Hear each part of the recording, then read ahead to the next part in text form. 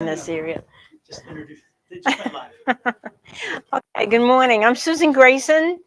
I am a psychic medium. I guess I've been a medium all my life and I didn't know it. And it probably, Molly can attest to that too, right? I started doing readings when my kids were real little and started getting all these messages come through. Before I was saying things to them and I'm thinking, where did that come from? But, it was Spirit's way of coming through. And, you can't do this work without the help of the other side, whether it's your spirit guides, whether it's your angels, whether it's your loved ones, I owe it all to them. I just have to pay attention. I have to just listen to what they tell me. So anyway, mediumship is all about really proving that there is life after death. This is just a physical world we live in, and we die, our bodies die, but our soul lives on and on. And our soul has never died. We've been around forever. We've lived many lifetimes, and sometimes we keep coming back. But the thing is, your loved ones are always around you. Whether sometimes they send messages, sometimes they come through in our dreams. Sometimes you see a feather, you see some money on the floor, you hear a song, you see somebody's name. But usually, when you feel something, it's because they're around you. You hear that one song and it reminds you of your aunt or something with you. It's her way of getting across to you, hey, I'm with you. I've never left you. So anyway, that's what mediumship is. It's your ability to connect with the other side, to receive the messages from your. All of us can learn how to do this. Some people have a natural ability to do this at a very young age. Other people decide to learn it and grow, and study it. But the whole thing with mediumship, with any of the metaphysical stuff, the way it works is it's really your feelings. You can learn and study and all that stuff, but that's not what the psychic mediumship is all about. It's all about how you feel, how you're sensitive to the world around you, sensitive to messages. For instance, you walk in a room and you feel really good, you feel excited, or you walk in a room and you feel really bad, like maybe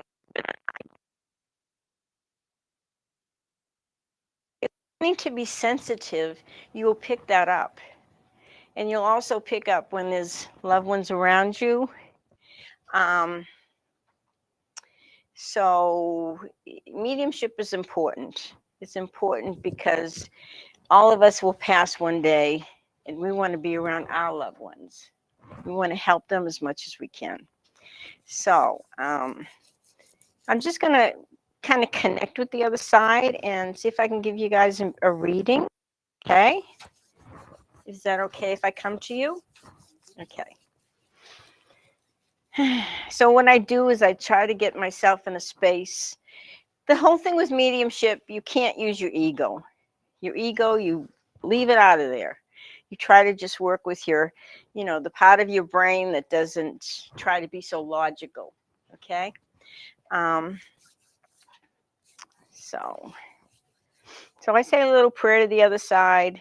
I kind of ground myself, and then I raise my vibration, because to connect with the other side, you have to raise your vibration and they have to lower theirs. And that's how we were able to connect. Okay.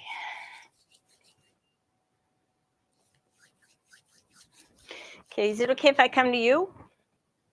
Okay, because right now I'm feeling a father around you. Is your father on the other side? Yeah, he's around you. He's never left you. And let's see. You have two kids. He's around them. He says that you're doing a great job with them. You have so much love inside you. And sometimes you feel sensitive. to be sensitive, because that's what we're here for. We're here to share our love. And your dad was a very sensitive person too. He didn't always express it the way you might. You kind of controlled it a little more, but he was very sensitive to your needs and sensitive to the world around him. I feel like he's making use of his time on the other side. Did he ever take up golfing? Because it's something he's all of a sudden he's got some friends over there that golf, and he's kind of taken a little interest. He likes being outside because the weather's just perfect there. They don't have snowstorms or anything like that. It's just perfect. So he's really enjoying, because he's saying he gets up in the morning and he looks out and he sees the birds and the bees, and he smells the freshness of the air. And he says, being over there, he has more of the ability to concentrate. He's doesn't feel as distracted as he did down here on Earth. But he's a very kind person. And let's see if he has any message for you, because he's already told me what a good mother you are. Did you ever paint? He's telling me, he says you're a very creative person, but you're not using your gifts. And this would be a good way for you to express yourself. And he says you need to kind of dabble with the color a little bit. He says sometimes you put too many earth tones. He says you got to get a splash of color in your life, a little bit of excitement, and this would be good for you. And he says you have all these places where you'd like to go, but you don't go. He says you need to just kind of make a bucket list. These are the places I would like to visit, and at least go to one place a year and really enjoy yourself. You have so much to offer. You have so much love to share with others. And but he wants you to start playing with the paints and the colors. Yeah. Do you have a boy and a girl? Yeah. Yeah, they're neat kids. They're good kids. Yeah. I think the boy's going to surprise you. You're wondering what's life, but he's going to surprise you. He's going to find something he really loves and do very well at it. Yeah. And he'll be able to take care of you later on. I set my kids up to do that. Take care of mom. Yeah, yeah. But your dad's a neat person.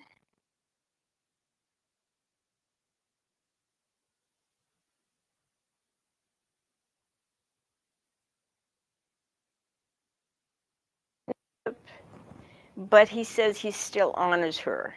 He still cares about her, and he wishes everybody the best. But like I mentioned earlier, he says that too, that life is so brief. You think you have this whole long life ahead, and boom, it's over like this. And you pass suddenly, quickly into sleep. No medication, no illness. That is one of the last things he said. Yeah. Taking better care of himself. That he knew he was going to live that long. Yeah, he's in a good place. He's very happy. He loves you very much, and he's telling you not to forget to smell the flowers, and to occasionally buy yourself some flowers. It would be a good thing for you. And when you do that, you place the little vase on the table. He says, think of him. That's his. It's like him sending you the flowers, sending you the love. He's a neat guy. Do you have any questions? No? Okay, thank you. Well, he loves the kids and he loves you, and he says you're doing a great job. So keep it up. But you need to find a little time for yourself and do a little artwork. Just splash some colors. He says you're going to be amazed. You may even design like Christmas cards or something. He says you're going to really surprise yourself how talented you are. It's just like, don't hold back anymore. Okay. Okay.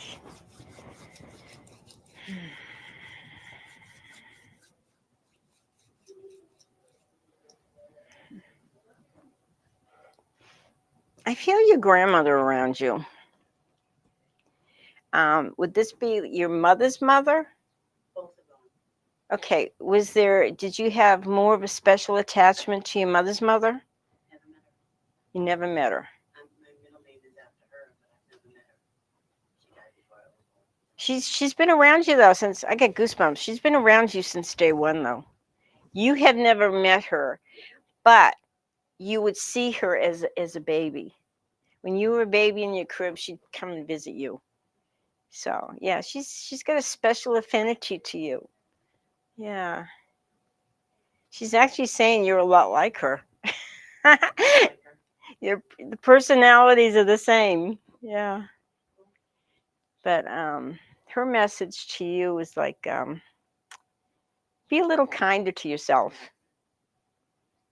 Do some things for yourself that maybe you're out of the ordinary. Maybe you don't like to spend a lot of money on yourself or, go have a massage now and then, but, it'll be a good thing to do it. Treat yourself, treat yourself super special because she says you are special. Yeah. Do you have the same color eyes as her? I think They so. look the same. I think so. My mom had the hazel and I do, so I don't know. Yeah. What I had. The shape and everything, the coloring around your eyes, it's the same as hers. Yeah, yeah, she's neat. When you were younger, did you dance? Yes. Why aren't you dancing now? Well, there were four of us girls, and when the older ones didn't want to go anymore, me being the youngest, mom didn't want to take me. Well, I'd still suggest that maybe, like, put on the music in the afternoon, even if nobody's around you. Just get out there and kind of boogie woogie in the living room. It'd be good for you. It kind of lifts your spirits because there's been a lifetime that you were a very, very famous dancer. I felt like you did flamenco type dancing. And you enjoyed it and you loved it and you made a living that way. And it's almost like there's a little part of you that's calling that back. Let's go dance, dance in the living room or, just put the video or something on, kick up your heels. They want you to, because that's going to make you feel alive. Music is very important to you. And whenever you're feeling kind of down or you just play some music or if you're really stressed and everything, lay down and play some music. It's very, very healing for you. Your soul loves that music. It's good for you. So let's see what else. I feel like your grandmother, she really had a good life when she was younger. Yeah, she kind of lived it up. She did what she wanted to do. She was very stubborn. She did what she wanted to do and didn't matter what other people thought. She cared enough about herself. And I think that's what she's telling you. Love yourself enough that does not matter what other people, if you're pleasing other people or not. It's nice to please the world, but a lot of people you're not going to please. That's just the way it is. And make sure you're pleasing yourself first and honoring yourself enough to put yourself first. Who around you rode a motorcycle? My brother. Your brother.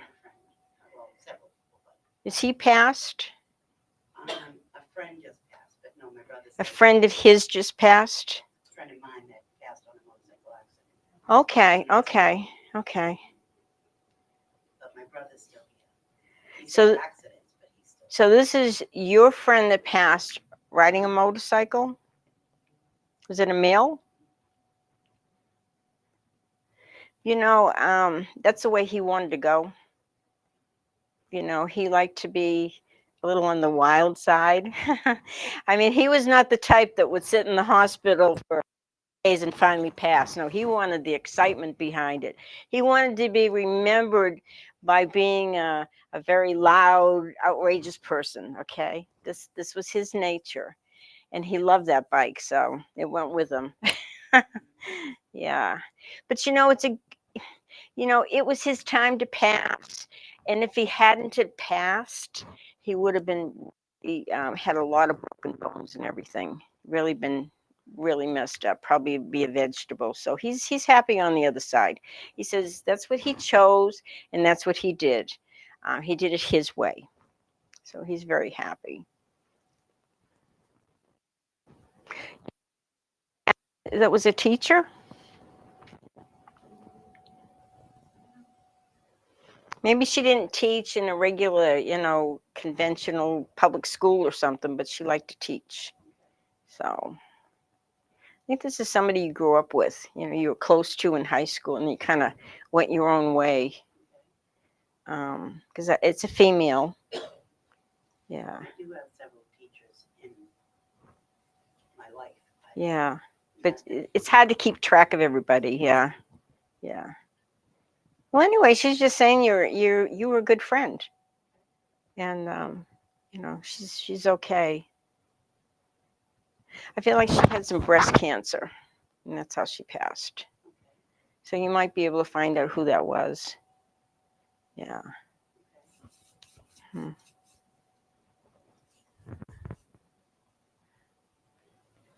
Did you have a little dog, a little brown dog? At one point, we've had a few, but yeah. This little brown one's running around you. Yeah. Really getting a kick out of you. Just. Actually, he was kind of big. He wasn't a tiny, but he could jump up on your Oh, on your legs, because that's what he's trying to do. Jump up. Yeah. Yeah. So anyway, when we pass, they're the first ones to greet us. Our animals. They just can't wait. So they are never away from us either. I'm sure there's times that you're in the house and you kind of look almost to like your peripheral vision, and you feel like you see one of your animals, but they're around you. You're a very loving mother to those animals, and they appreciate it. So, okay. Let's see. Is it okay if I come to you? Yeah. Thank you. Do you have a brother on the other side? Or a friend that felt like a brother? Because I feel male energy around you.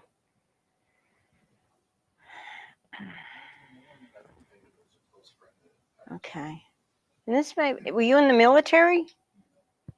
This might have been a friend of yours that went into the military. You might have to think about that. Um,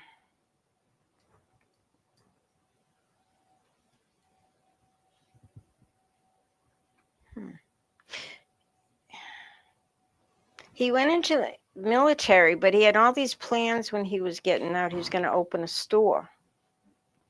So I don't know. But I feel like he was a childhood friend. Yeah. Is there anybody you know by the name of Chet?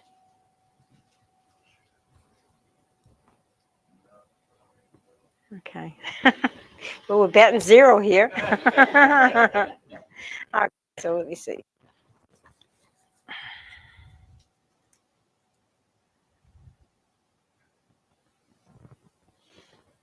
You have a grandmother on your mother's side that you were close to? She's around you.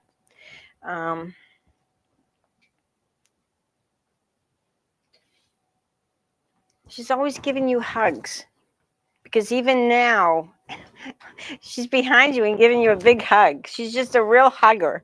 You know how some people are very affectionate physically? She was very affectionate that way. And very protective. That's a feeling I get. Nobody better pick on you, because I'll go after them. And she was really neat. She's a strong woman, strong, um, not necessarily physically, but emotionally strong. She had her strong feelings. Um,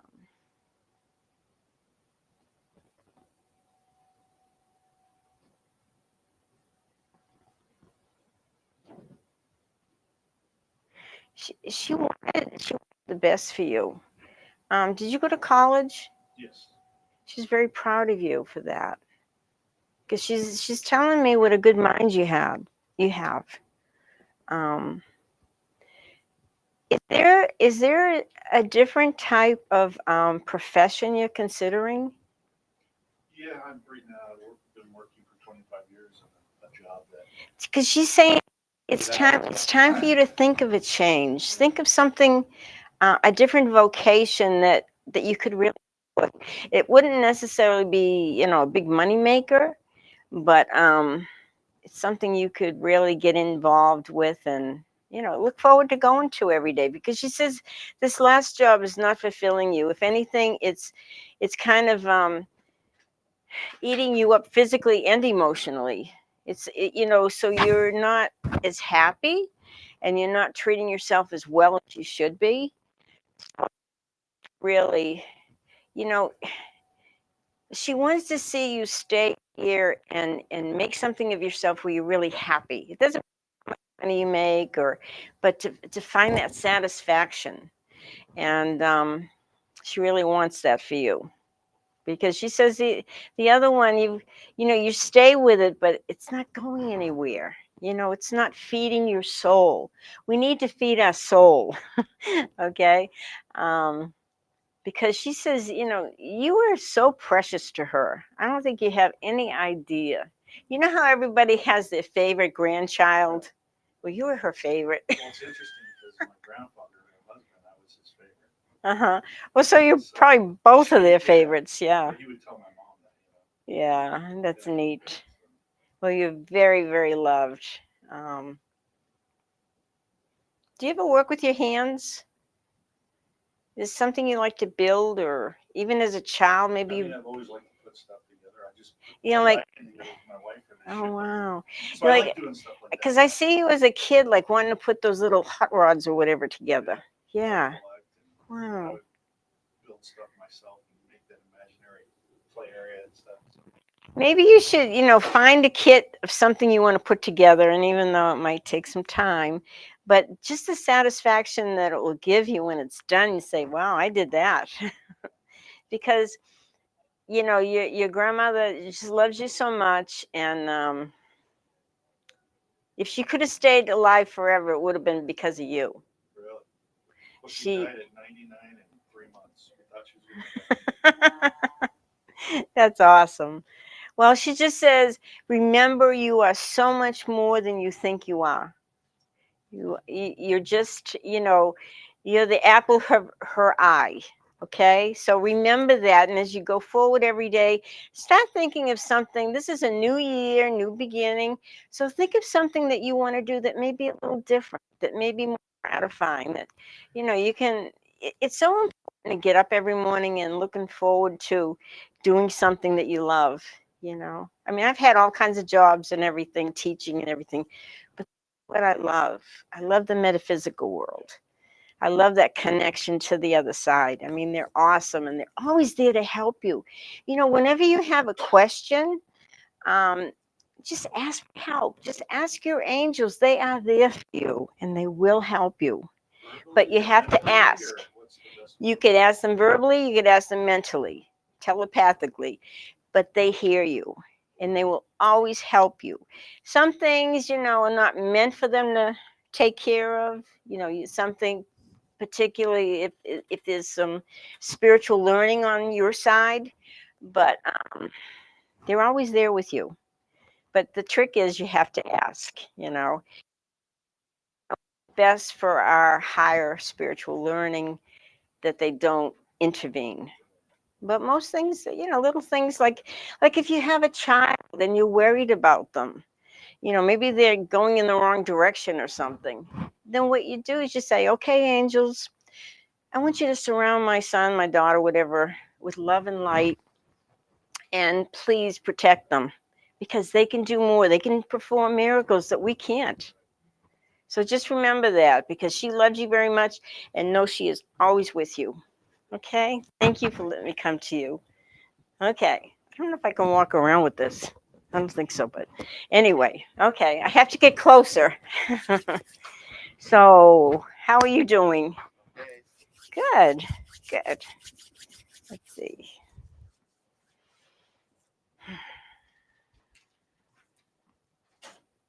Would you say that you are a very focused person? Yeah. You see what you want, you go after it, and it's like, don't stop me, don't get in my way. This is what I want, and this is what I'm going to do. Did you ever go hunting? I have. Do you have dogs that went with you? Well, Frank's dogs just went with us. Because I'm thinking, like, maybe even, did you ever try duck hunting No. or bird hunting or whatever they do? Yeah, where they shoot the pheasant or something. Yeah, yeah, But, yeah. I see that. well, But you never brought a dog with you. no.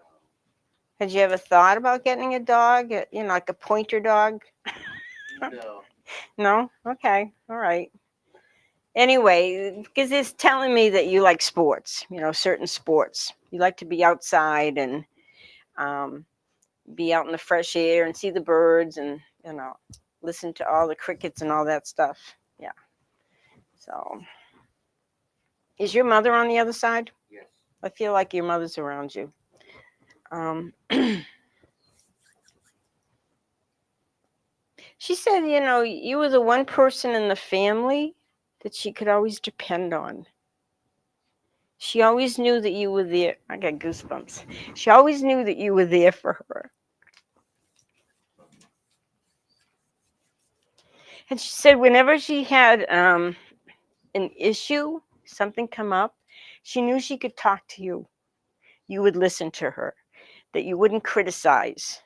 So that means a lot. So you too were very connected in other lifetimes too. This is not the first lifetime. You chose to come together, and that is how you were able to, her being your mother. But there's always been that strong connection with you two. And she says, you know, even though, you know, sometimes she knew, you know, maybe you weren't making the best choices, she still trusted you. She says she knew in the long run you would make the right choice. You know, you had to go through the bumps and hurdles, you know, Right. to get there. I just feel that for a long time she was not healthy. Yeah. And I feel like life was hard for her. You know, it was not easy. But she said you were like her saving grace. You were there for her, and you were always there to listen. So, and she's very happy that you have Molly. She says she couldn't have picked a better one herself, you know. So,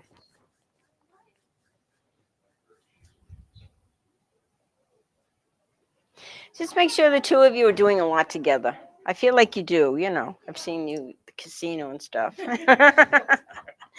But you know, enjoy your life. You know, that's what she really wants to. That's the message she wants to give you is she appreciates everything you did for her because you were always there for her. But she says now be there for yourself. Okay? But she sends you a lot of love and blessings. Is there anybody you want to hear from on the other side? No. No? Okay. Okay. Well, she's the most important person, I think. Yeah. And she's around you. So she gives you her love. Okay, Molly, let's see. Oh, dear. Every time I see you on Facebook or whatever, I see your little granddaughter. It's like, man, these two are so attached. They're attached at the hip. You know, they're like two peas in a pod. Oh, my gosh. Wow. Wow. But you have to live here. You can't live in Indiana. We need you here. Right, right. Okay, let's see.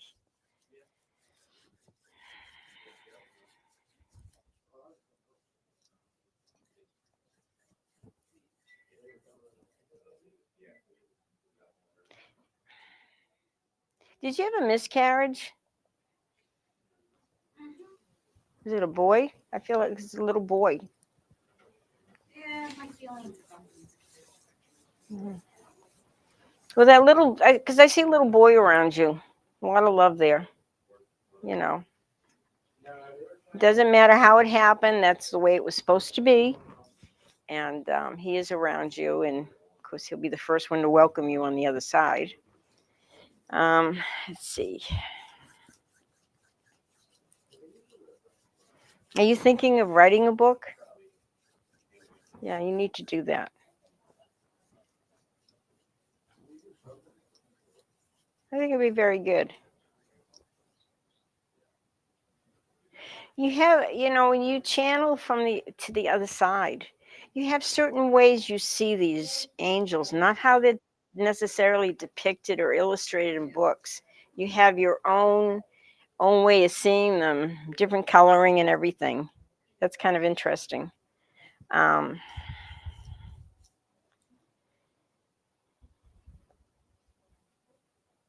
is one of your legs giving you trouble? A little bit? No? Okay. Just pay attention. Slow down a little bit. Don't run. Yeah. Because I feel it's okay. I feel it's okay. It may just be a passing thing, but just treat yourself with a lot of kindness, slowly. Um, is there anyone you want to meet on the other side or talk to? My mother's on the other side, but we didn't have a good relationship. Yeah. My father, Your father. What's his first name? Elias. Elias. Okay. When I see him, I see a very proud person, a person that holds his head high, and yeah, it's almost like I don't want to say he's got a big ego, but it's one that can be hurt very easily. He likes to feel important. Um,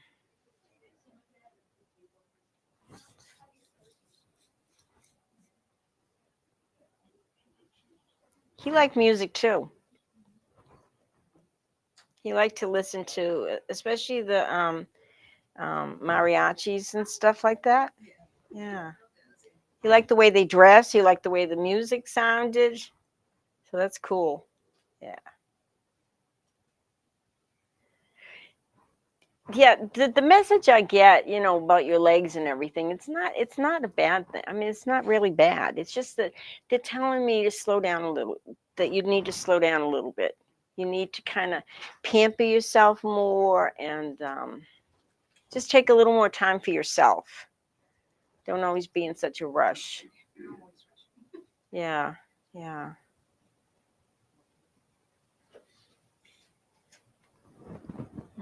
And I feel like you're doing fine.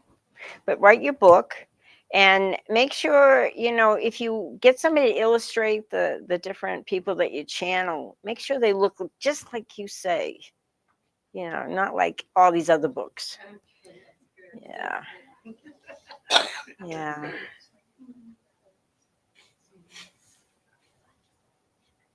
Yeah, because you're saying you need to take a nap every day, about 20 minutes. That's it. Just like a 20-minute. Yeah. That kind of refreshes you. It's good for you. Yeah, it's good.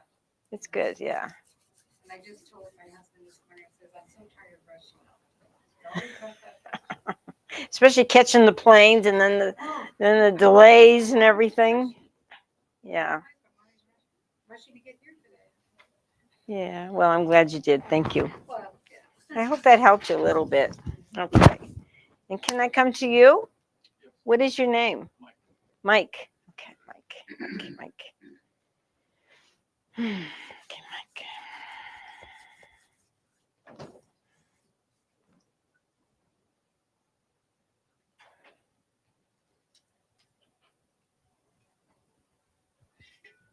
Okay, so I see this female that's on the other side, but it's like she's very loud, very happy, very outgoing. Could this be like a sister or something that's on the other side, or a girlfriend in the past? Somebody very, very outgoing. An aunt. There's an aunt this past, but she was not outgoing. No, this person's very outgoing. I think it's somebody you knew when you were younger. Yeah. It's when you were younger. I feel like you guys would go dancing together. Did you like to dance when you were young? No, even for the girlfriend? Okay. Okay, I don't know who it is then. Just somebody just popped their heads in. Okay. Is this somebody you'd like to contact on the other side?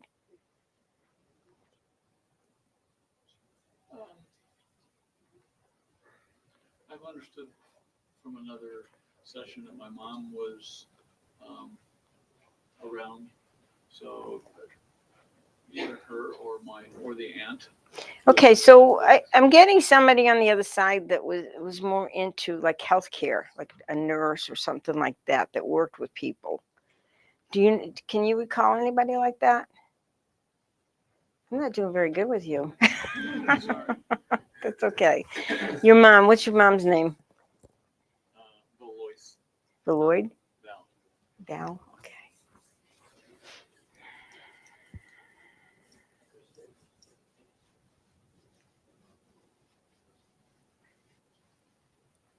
I feel like she's on the other side, but there's a lot of things she wished she had done differently or wish she had done when she was here.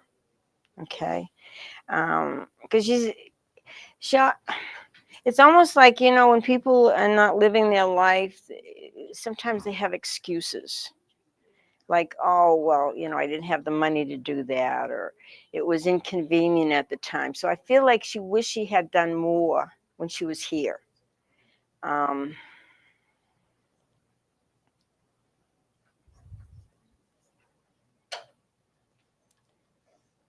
She worked most of her life, didn't she? Not during the child years, but early on, and then Later, after we were too. in high school. Yeah, she liked working.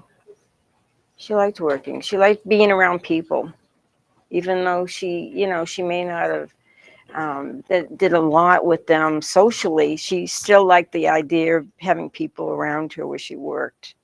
The last few years of her life, she worked in adoptions. The first years of her work, she did it in CPS. She was breaking up families.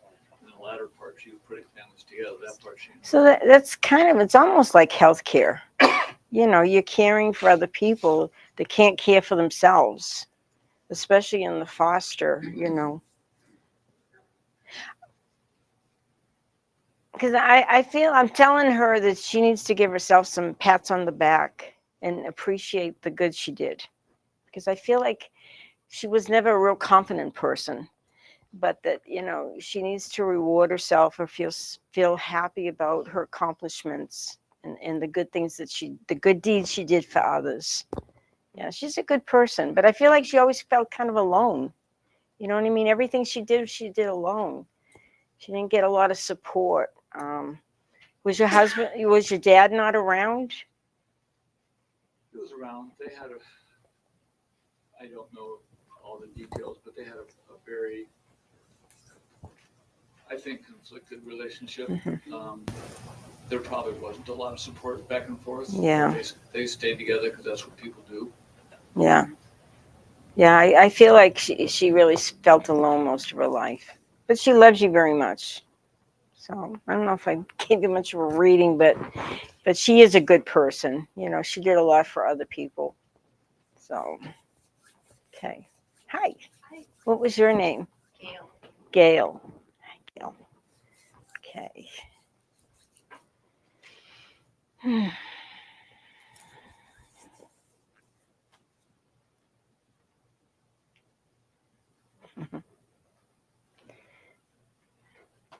Did you ever, when you were younger, were you interested in studying animals and insects and all that stuff? I see butterflies around you. I see bumblebees around you. Were you fascinated by, when you were a kid, were you fascinated by the insects and stuff? You weren't? Was there somebody in your life around you that was? My son. Okay. Is he on the other side? No. Okay. Was your father interested in that stuff? I don't know. Because I feel like there's somebody around you that was involved in that, studied insects, studied, as a kid, as a hobby. Yeah.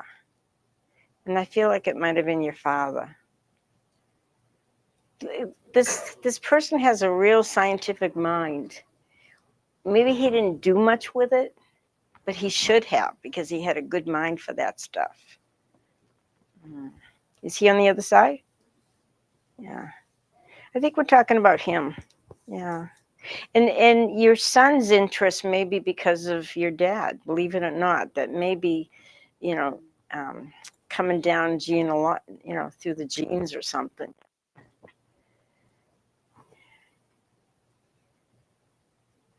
Yeah, because I feel like he wasn't around you much either.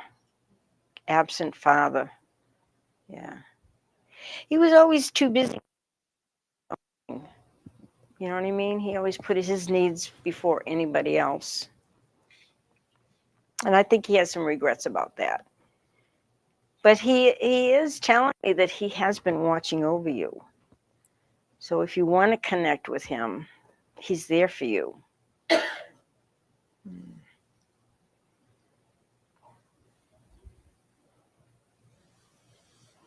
You're like everybody's best friend.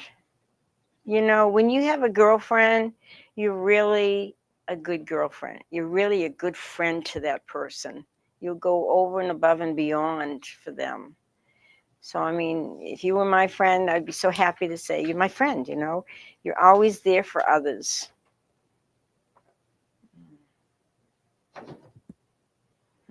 You got beautiful eyes. It's like your spirit just comes through your eyes. They're beautiful. They shine.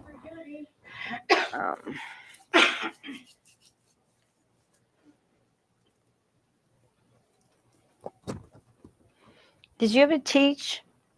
Because you're a good teacher. You're really very patient with kids.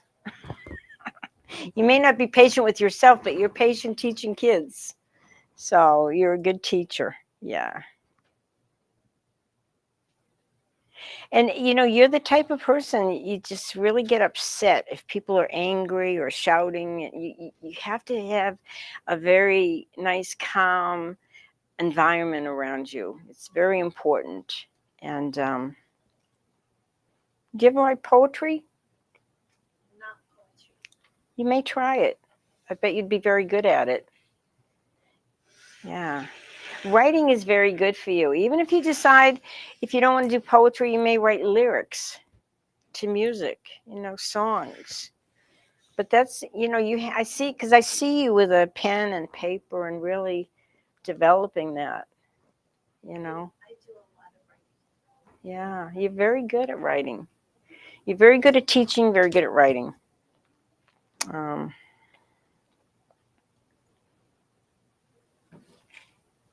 Is your mother on the other side? No? Your grandmother? Yes. Because I feel that a mother stuff.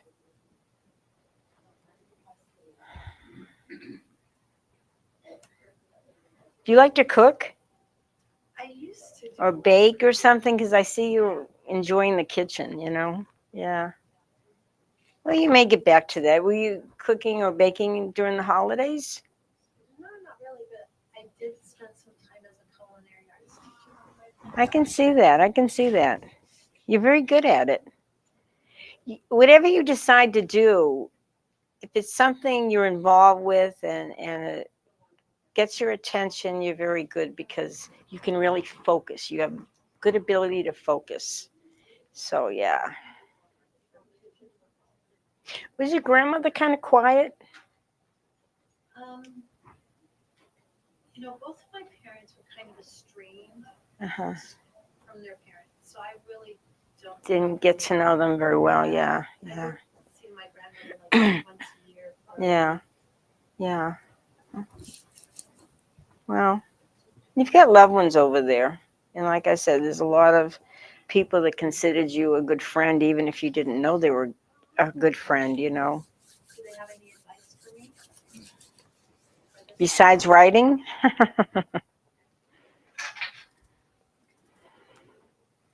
Relationships have not been your strong point.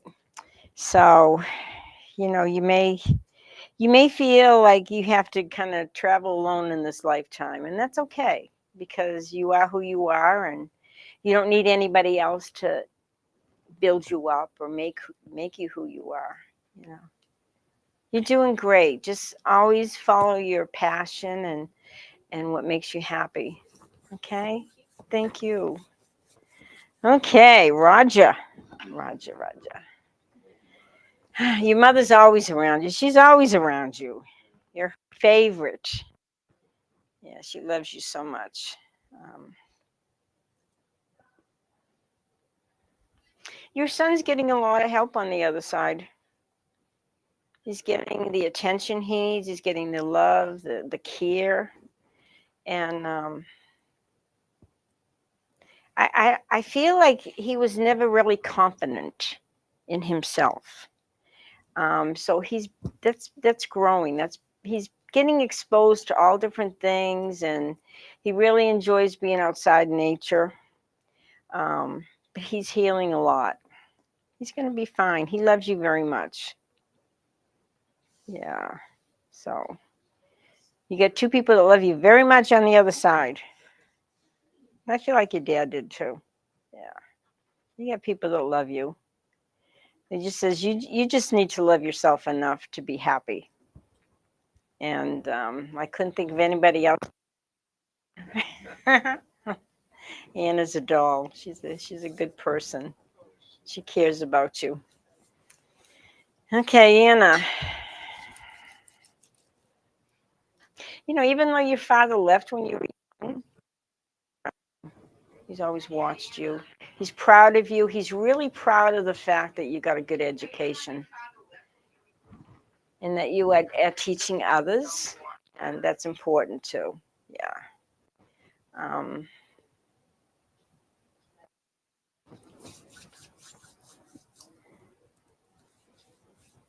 I think you're doing great. I think you need to appreciate yourself because you are a great teacher.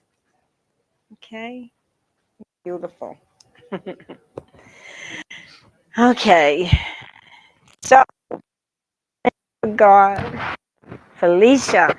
How can I forget that? That's beautiful. Okay, Felicia. Do you sometimes feel like you should be living somewhere else?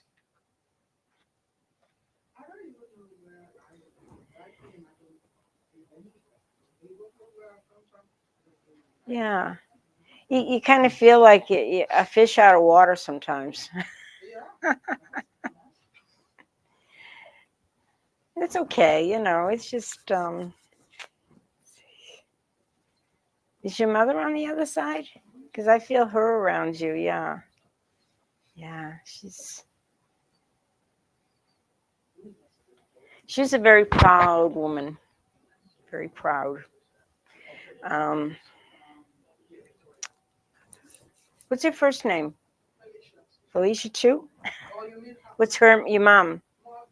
Margaret. Margaret.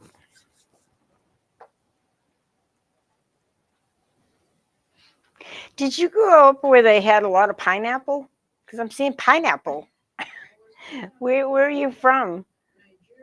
Nigeria. Oh yeah, because I'm seeing pineapple because they're telling me that pineapple's really good for her. So, well, thank you guys so much. Appreciate you, and good luck with everything. Thank.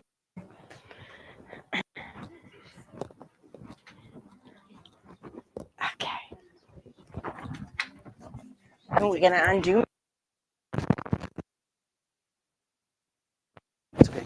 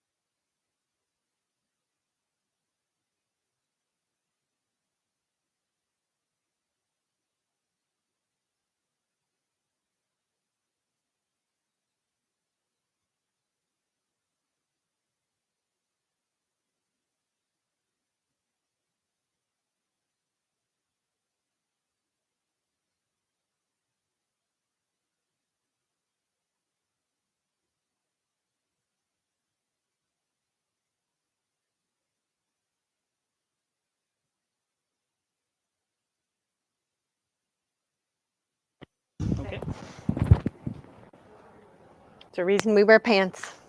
There you go. You can put that over top and so they'll still pick it up. Okay. Perfect.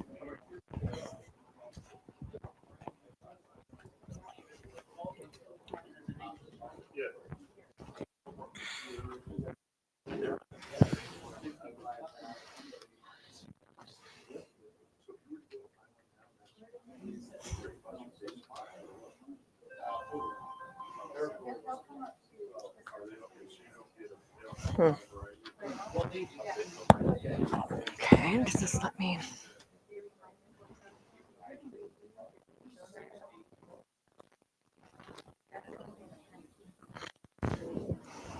Do this.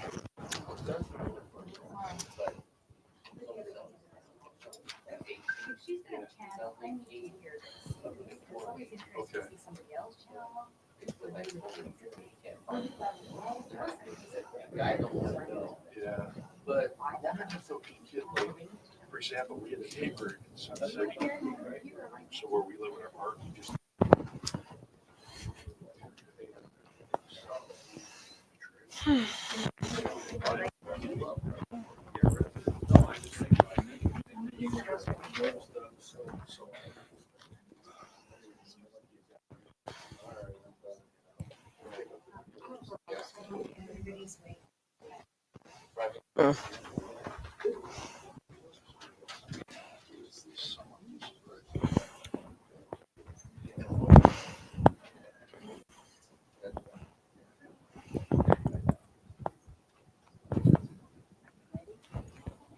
Yeah, just seeing where to stand. Yes, yes. Here. You actually have the mic, Oh, you're right. so I need you. Okay, and we are on live. Mhm. Hang on. Oh, shit, I forgot to hit record on my own camera. Oh, hang on, I'll be back there.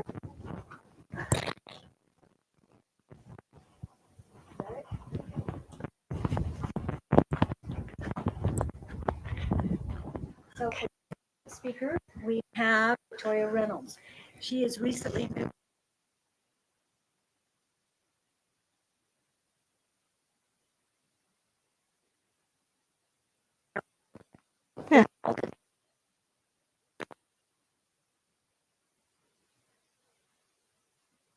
Yeah. I'd like to do. Hello, everyone. Hello, world. So today I am talking about mastering your story. If you change the world, tell about a story. I was 11 years old, standing in the kitchen with my hands in the sink doing dishes the old-fashioned way.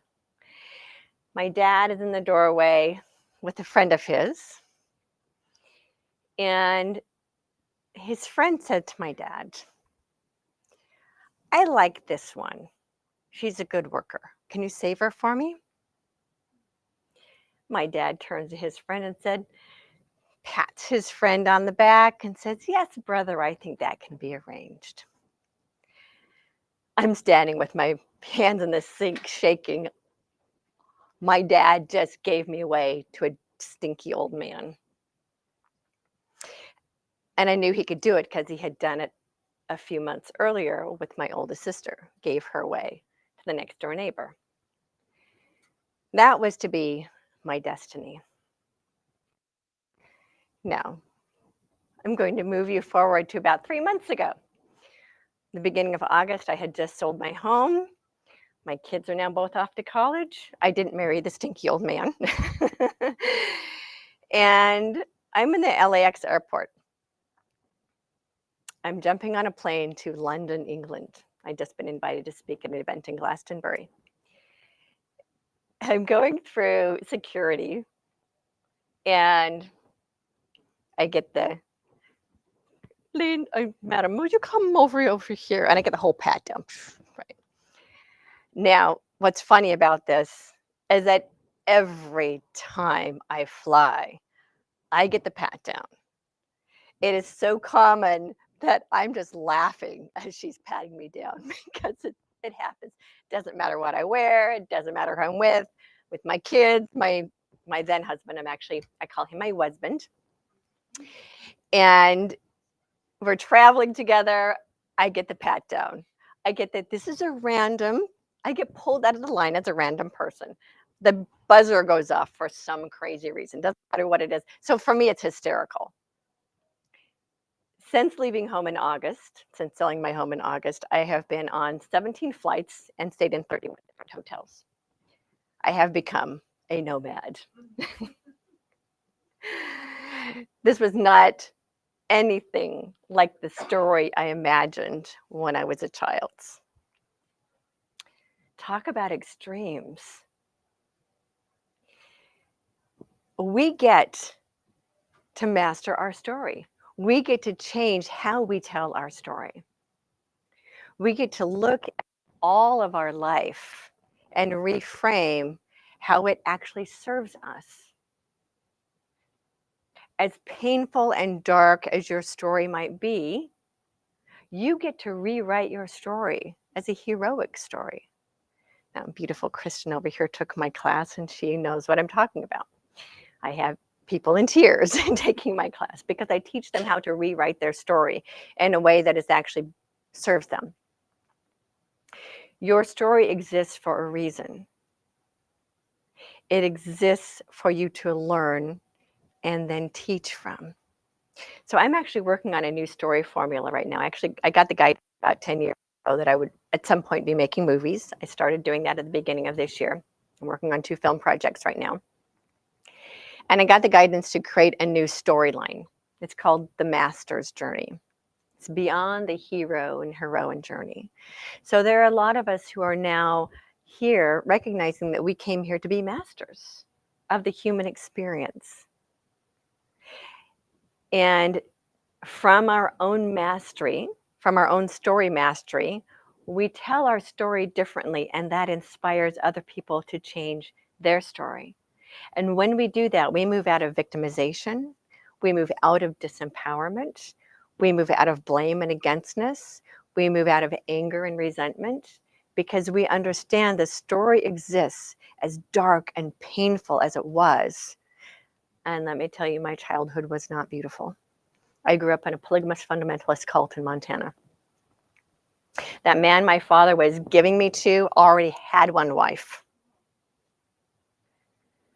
The man my dad gave my sister to already had one wife. That was going to be my destiny. And in this environment, I experienced, use your imagination, all the trauma that a little girl can experience growing up in an extremely painful, an extremely patriarchal environment, where women were essentially owned first by their fathers and then by their husbands. A woman could not get to heaven unless her husband had at least 3 wives. And a woman couldn't get into heaven if she had an attitude. So it was, God only loves women who are quiet and suffer in silence. So that's how I grew up. The women weren't allowed, the meek inherit the earth. The interpretation of that was women who don't have anything to say inherit the earth. So I grew up in this environment where, and I actually remember being told, burned into my memory, you're just a stupid girl and that's all you'll ever be. So when I was 17 years old, after experiencing a lot of physical abuse, mental abuse, emotional abuse, sexual abuse, spiritual abuse, all of the above, I was so traumatized by my life experience, I was out there on the edge of a cliff. And I had decided, after fantasizing for 2 years about suicide, that I was done. And I was done. I had already decided. I went out there and I stood on the edge of the cliff. I spread my wings, as I now call them, to jump. And I stepped out there on the edge because I had lost everything that gave me any value. I was told that a woman's only value was in her purity, and I had had it stolen from me. And so I didn't have a clean virginal womb. Therefore, I had no value. And I stepped off. I went to step, got all the way to the edge. And I closed my eyes. And just as I went to jump, I heard the words, "What if?" My inner voice. We all have one. An inner guide, a higher self, an inner therapist, to pick the name that works for you. In my book, Transcending Fear, I call it my inner therapist that taught me how to remedy my life. It's our inner voice, our higher self, our connection to the divine. That's what if everything you've ever been told about everything is a lie? And what if there's something better out there? Out in the outside world, I'd been taught my entire life to be afraid of.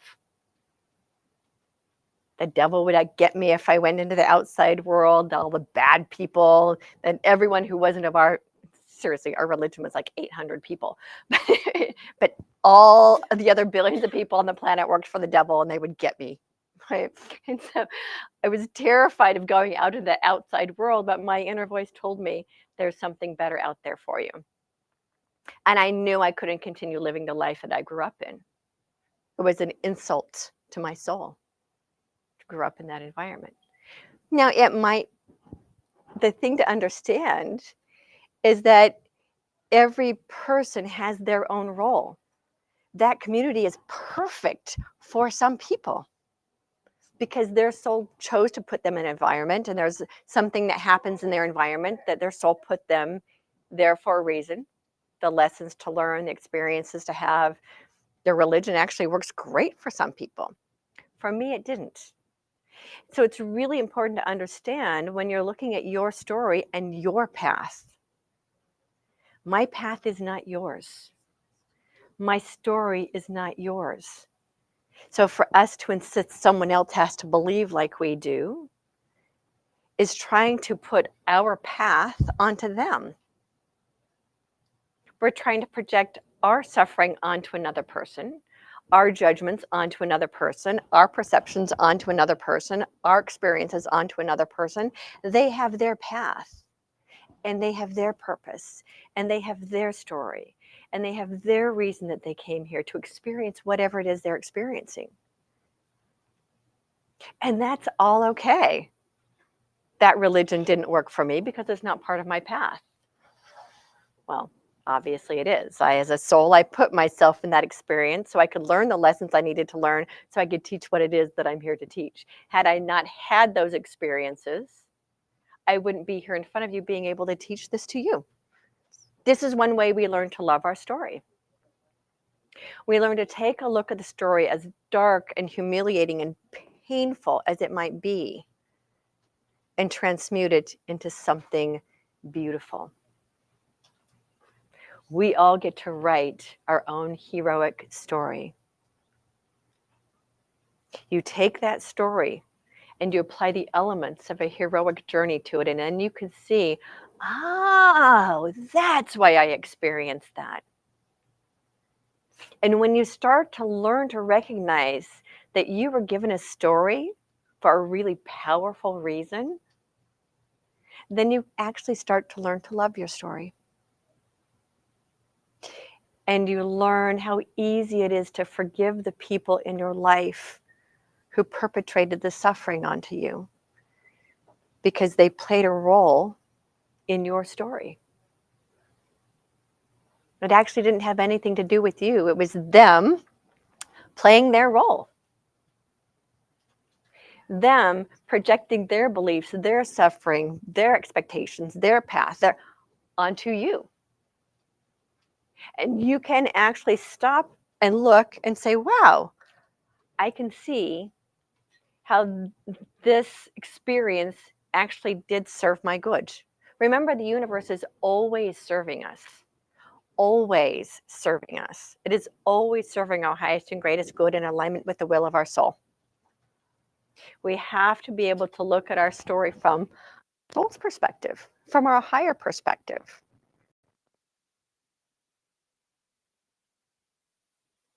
Dang it. I keep chopping my own head off on the camera. It could come back here. If I go up there and talk too closer, then the camera can't see me. So when you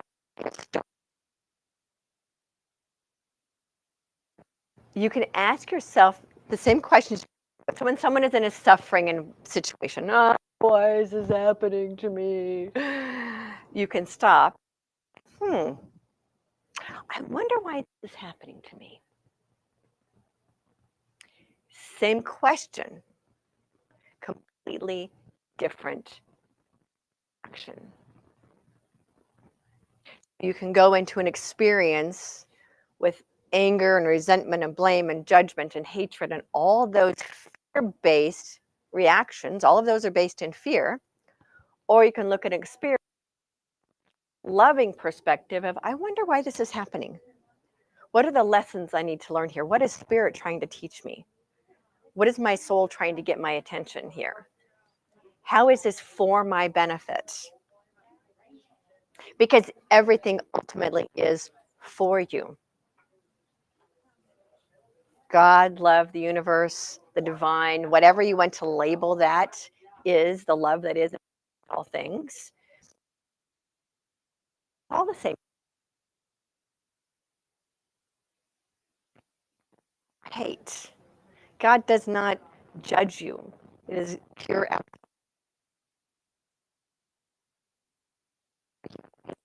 to each.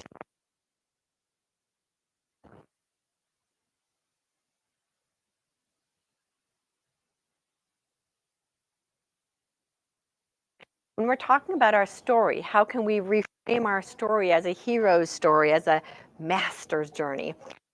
Formula I've been working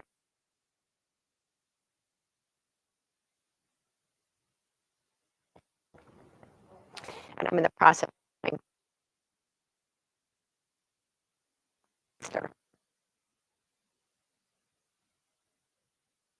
experience. This is actually what they mean by ascended masters. These are beings who have mastered and no longer have to come back into human form because they've mastered it. Master Yeshua.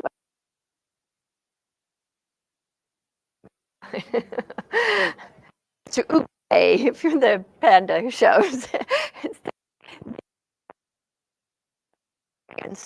And now they're ascended. This is actually what ascension is.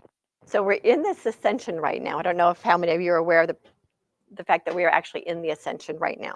It's not some event that's going to happen with a flash of light and then only the people that believe in Jesus are going to go on a spaceship and go somewhere. I don't know. Ascension actually started in 1963. Now I have some people say it started in 1962. My understanding is that 1963.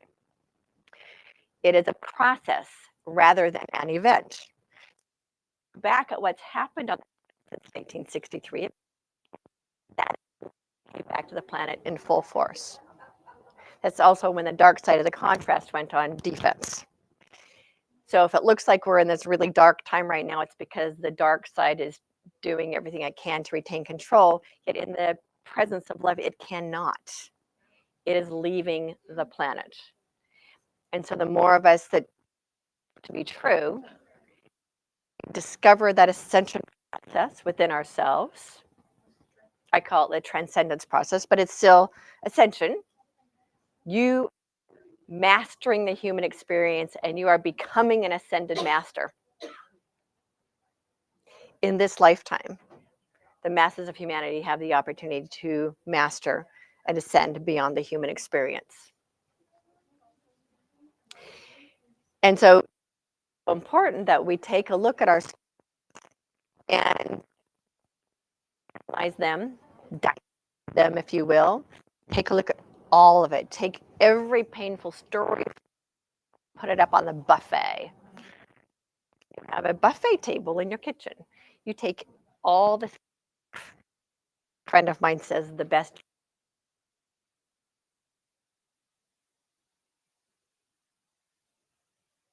buffet of stories we've told ourselves about our lives, not just ourselves, but the collective as a whole. We're in a position right now where we get to heal the entire collective human story. As we stories, as we change how we tell our personal stories, we get to change how the collective story is told. We get to learn to see the entire collective human story. Now I'm being reminded, I remember asking about 10 years ago, how can I see Hitler through the eyes of love. Like I want to know, how does God see all that is through the eyes of love? This is a person who was one of the most horrific displays of a human being that we are aware of.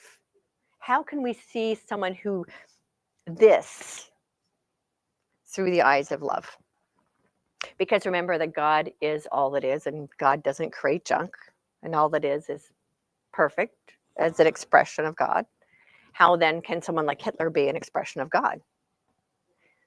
And I'm reminded that souls choose to play roles in order for others. The role that he played, imagine a soul saying, I'm going to go down there and I'm going to play a role that is so horrible and so horrific that it wakes people to the next level. Because of his being, to never let that happen again. And as a soul, he chose to play that role. That's a pretty big role to take on. Now, after leaving, he's got to do a lot of self-forgiveness work for it, right? To be able to relieve himself from the suffering he probably did so many other people. Yet that is how we can learn to see even the greatest suffering through the eyes of love. Darkness always to serve the light, always. You cannot find your light within the light. You find it within the darkness. You find the loving essence that you are within the contrast of the fear that we are all born into. We've been living in a fear-based reality for a very long time. Now, the dimension that we're in is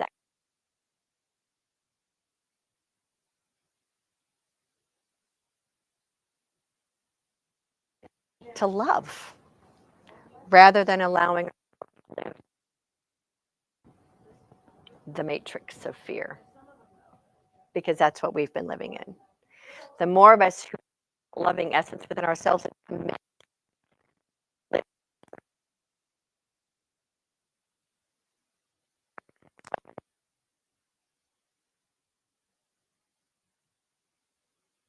fear still exists.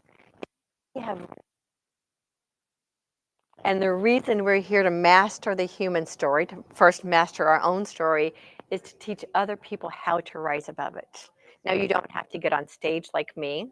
I know that's a terrifying thing for a lot of people, and that's okay. This just happens to be part of alignment with my soul's purpose. The work that you do to elevate yourself out of your story and write your new story through a loving perspective, by your presence, walking, having a phone call, entire human existence. You're actually elevating the entire planetary existence by you elevating your own story. You don't have to get up and have the microphone, all that. And the reason I share that with you is because we're actually moving out of part of as this reality shifts from a fear-based reality to a love-based reality. We're letting go of all of these egoic labels.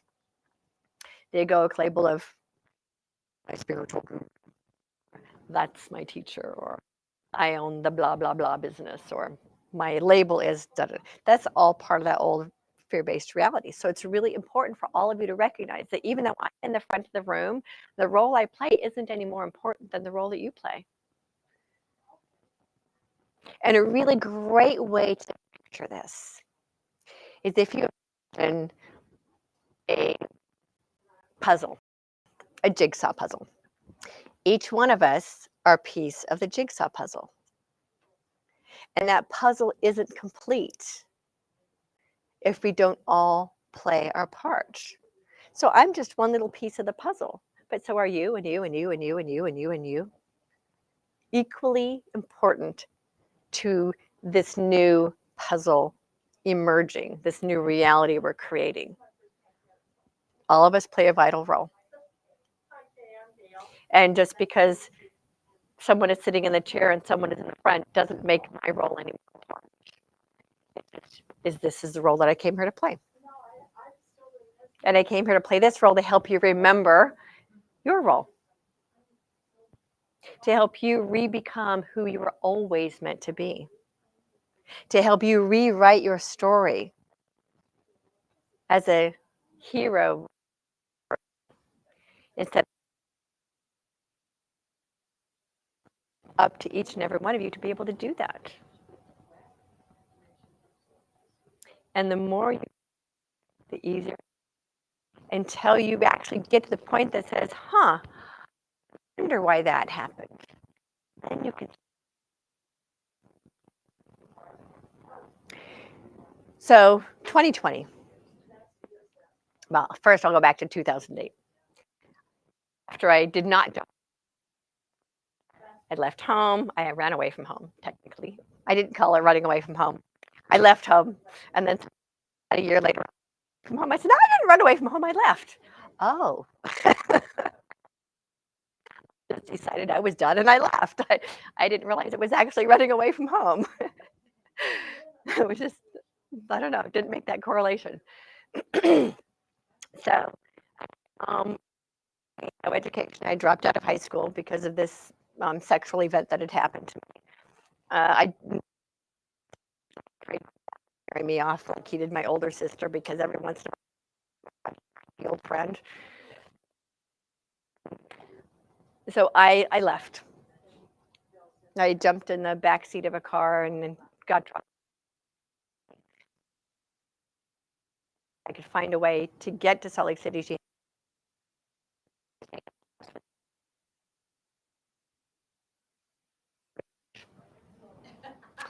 I went to register for college. I took my GED. And I was only 17, so somebody had to sign the papers. And I called home and I said, Dad, I want to go to college. And he said, over my dead body is any daughter of mine going to school. You come now, young lady. And I said, no, I'll have somebody else sign the papers for me. So that was the beginning, really, that I had the ability to create my own path. And raised with this belief that God had my life all planned out for me, and that if I didn't follow this particular religion, I would spend eternity in hell. And I remember thinking, "What? That doesn't make any sense. If God knew I was going to go to hell, why did I even get born in the first place? If it's all planned out, then what's the point?" I had discovered the Centers for Spiritual Living, as they're now called, and unity, and the principles of science of mind. And that started taking me down a different path. I started realizing, oh, I actually can make my own choices. I didn't even know I could make my own choices because God had made all my choices for me. And so as I learned how to make a lot of my own mistakes and making my own choices, I learned the self-responsibility that comes with it. I discovered the term self-responsibility in 1987. I loved it. Other people would freak out, oh, I don't want to be responsible for that. And I was just so excited. I get to create my life. I get to be responsible for my life. I get to choose where my life goes. I don't have to blame anybody else. I actually got on my phone and I forgave my parents. They didn't know what I was forgiving them for. I forgave them. I forgave the men who created that religion for me when I was 21 years old. That created such an amazing event in my life. Now, did I make a lot of mistakes in discovering that I could make my own choices? Oh, yeah. I had a lot of lessons, let's put it that way, because every mistake really is just an opportunity for learning. Every mistake is an opportunity. And so in that process, I made a lot of mistakes and I had successes. In 2008, I was married to the love of my life. I traveled the world, seas in the Caribbean, almost every island in the Caribbean, and all this success. I had let go of my self-improvement books because I arrived. And then 2008 hit.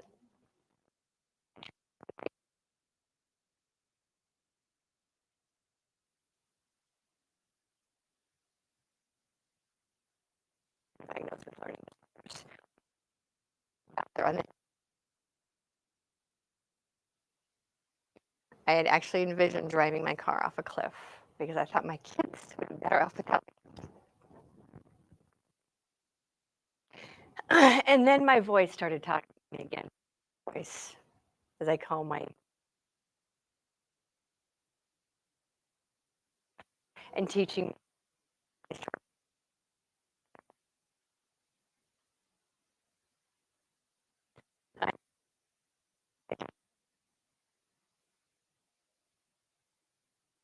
It's 2012.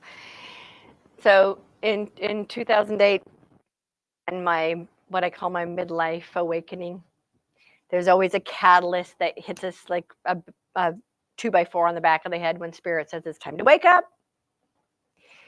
And that was my awakening, my midlife rebirth. I started understanding what Yeshua meant when he said you were born again. It didn't have anything to do with him. It's about being within yourself and having this rebirth. So I had my rebirth experience in 2008, and that took me on a complete, got out of business and started doing this kind of business because I got the guidance that I was actually here to help the humanity to see their story differently, the way I see the story differently, the way my higher self, as I now know it, taught me how to reframe my story. So I started doing this kind of work. I've written 6 books while raising 2 kids. And we built our life back up again. There was a point in 2008 when my husband said, we have $17 in food in the fridge, and I don't know where more money's going to come from. And we have my car was paid for. His car had been repoed. So it's like, we got family, we got a car. We can live in the car if we have to. And we started up again. And I found so many of the beliefs that I grew up with.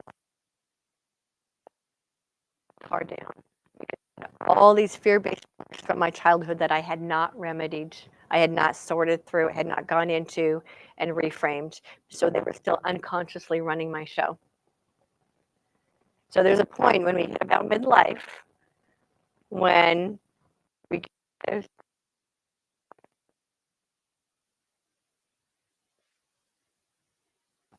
and process all the suffering around it and get all the good stuff out of it. And then you can pack it back up again. But it's like opening up the bags, right? You open up all your baggage and you go, it's funny that I'm using this metaphor because I've been traveling for the last 6 months. And I open up my suitcase, I'm like, oh my God, here. I go into my storage units and I'm overwhelmed, all this stuff, and you got to go through it. So we have our personal baggage that's from our child. We've got to open up our baggage and take a look at it and decide what we're going to keep and what we're going to use and how it serves us and what to let go of. Detail. So we built our lives back up. Thriving business again. We're amazing. And 20 hit. It actually didn't affect our business too much because my husband and I have a medical business. And the medical businesses were actually supported through COVID. So we kept our employees, we kept our business, and that was great. Fine. But my marriage wasn't fine. And I'd known for a while. And so I got very clear guidance that it was finally time to let my very difficult choice. He is still the love of my life.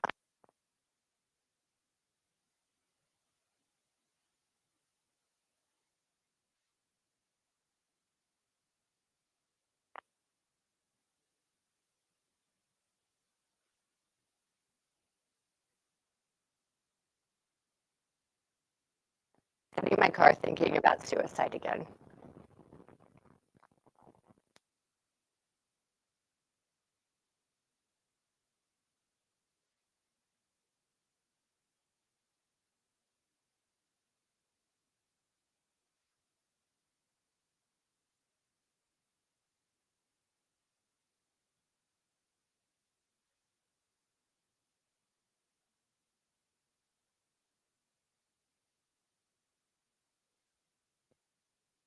What I realized in that process is I was in my yard saying, how is this for me? How is my children living with their dad for me. How does this serve my good? Because this really sucks.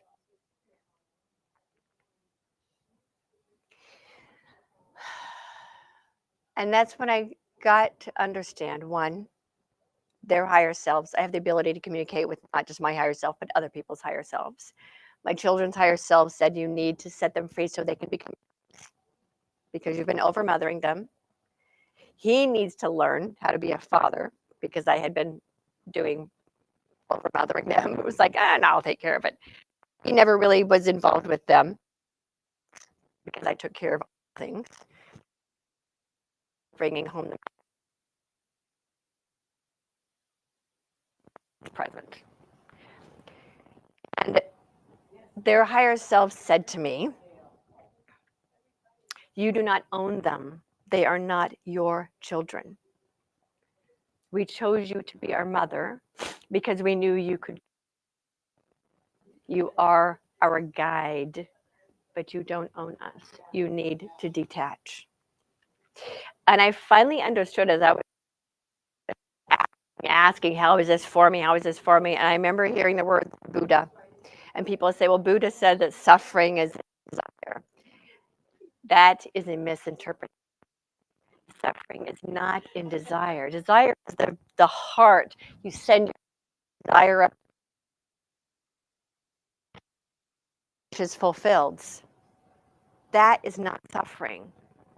Suffering is in our attachments to how we think things need to be.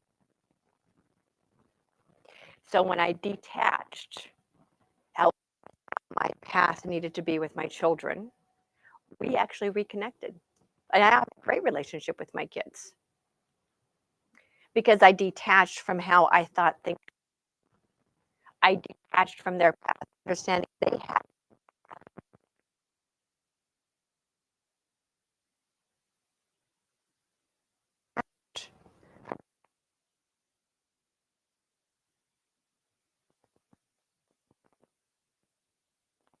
I could learn to love them through their process. And they came back a couple of months later. Our relationship has changed from over mothering to more of a mutual adult relationship, which as it is best anyway. My daughter's 21. She doesn't need mommy. She needs a guide. She needs me out at home overfeeding her and over taking care of her. I needed that. When it happened, didn't feel like I needed it, but I needed it.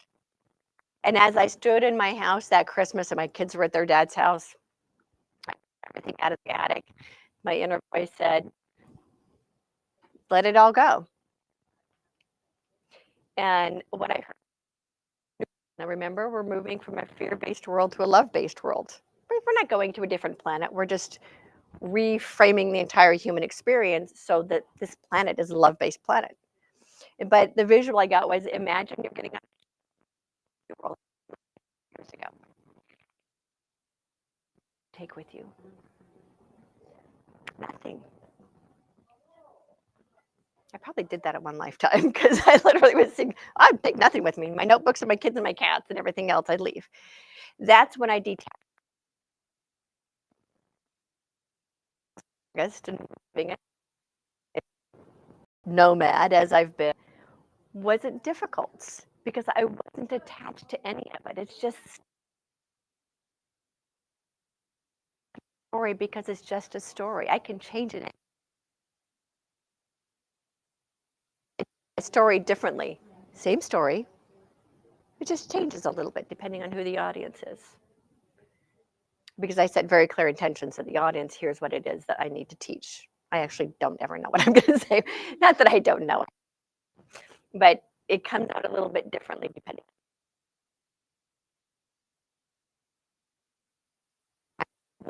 But what I wanted to share with you is that you can take your story, your individual story and the collective story, and reframe it. From how can I turn this into a story that serves me? How can I write this as a hero's journey, a heroine's journey? How can I write this master's journey because I'm in self-mastery. How does this serve my life path and purpose? That's ultimately what this is about. Your story exists so that you could be who you came here to be, period. Now, how can you rewrite it so that it serves the purpose you came here to be? And I'll leave you with one really quick final thing. Get a notebook. If you don't have a notebook dedicated just for this, a beautiful notebook where you can look at your story and start to reframe it. And it's only that. Like that's why I was saying if I get on the boat to go someplace, it's my notebook, my kids and my cats, because I have a notebook everywhere I go. It is dedicated just to the reframing of your story. And you will be amazed what starts to emerge. Because you'll start to see how your serves you. Notebook, pen, it doesn't get used for anything else. And you keep it a place where you know where it is in your nightstand. The iPhone wasn't a thing, so everywhere. And my diaper bag. And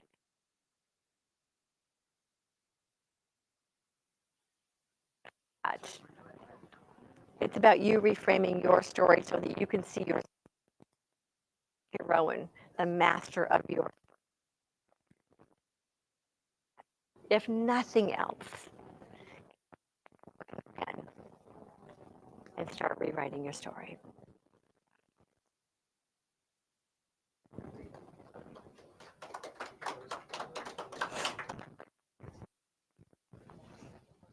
I don't know what time I was officially done speaking, so I just looking at the clock and assuming I'm done.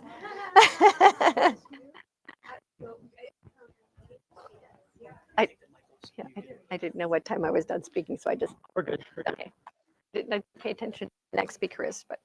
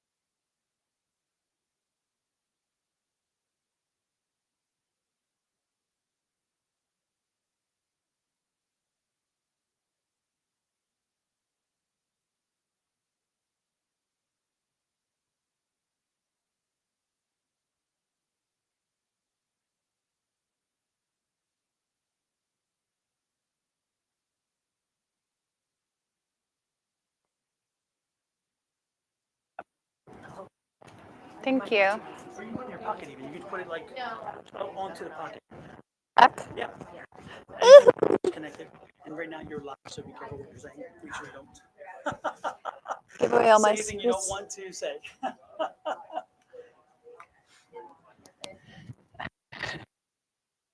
And then you can see yourself on the screen. So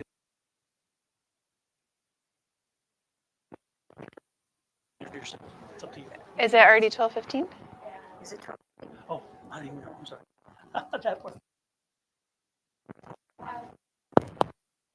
Oh, it's 12. You want me to turn this off until 12:15? Sure.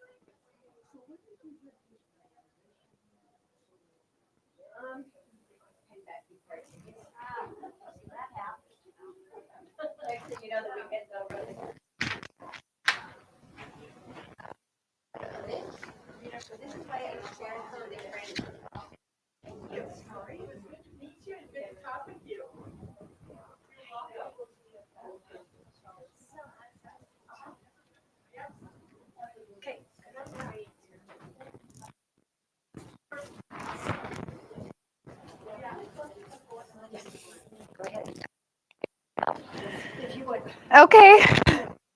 So I'm an herbalist. I've been doing herbal medicine for about 18 years. Would you like to take a seat? I started a clinic about 18 years ago, and I see clients for their health. So when I recommend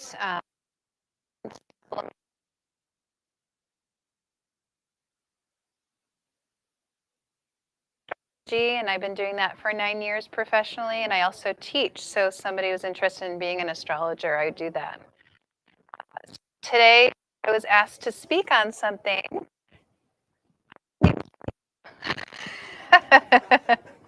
It's all about not me. So the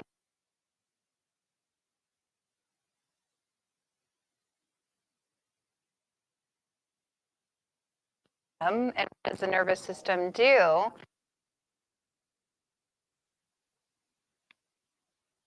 Like an emergent situation.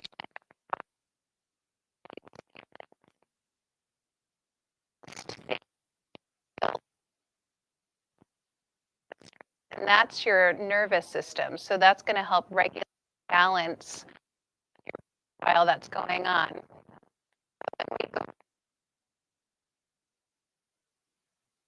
Where it's just sitting there running and running and running, even if it's a low.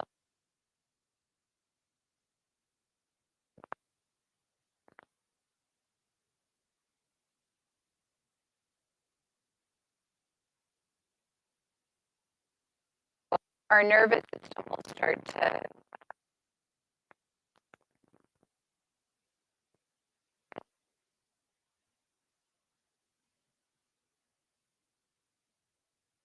remember, like I would be right next to her putting her to bed, and I could feel like those creepy crawly feelings in my body, and I could feel it like physically that my nervous, and that starts to go away, and then we start having other symptoms like circulation, hormone imbalance. Like there's different things that we go through that are related to the nervous system.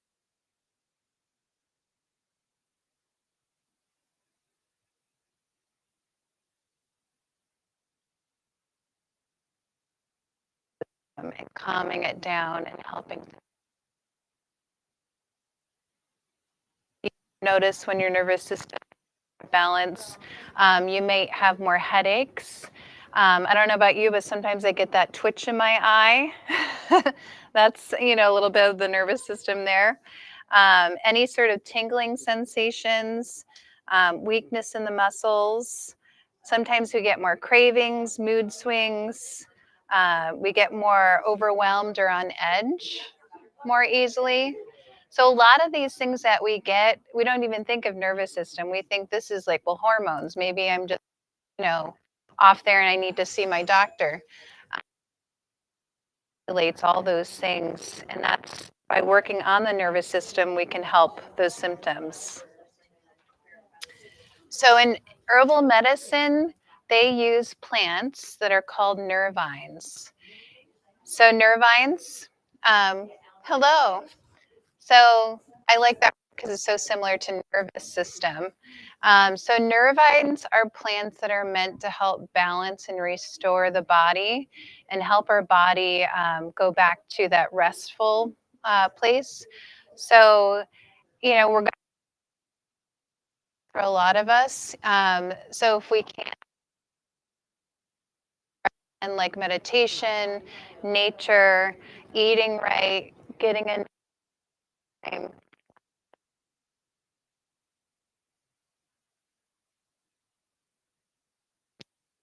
Have you tried nervines? Do they know yet what those are? You have? Okay. So, yeah, so I have 5 that I'm going to go over. So 5, a couple of them you'll probably recognize.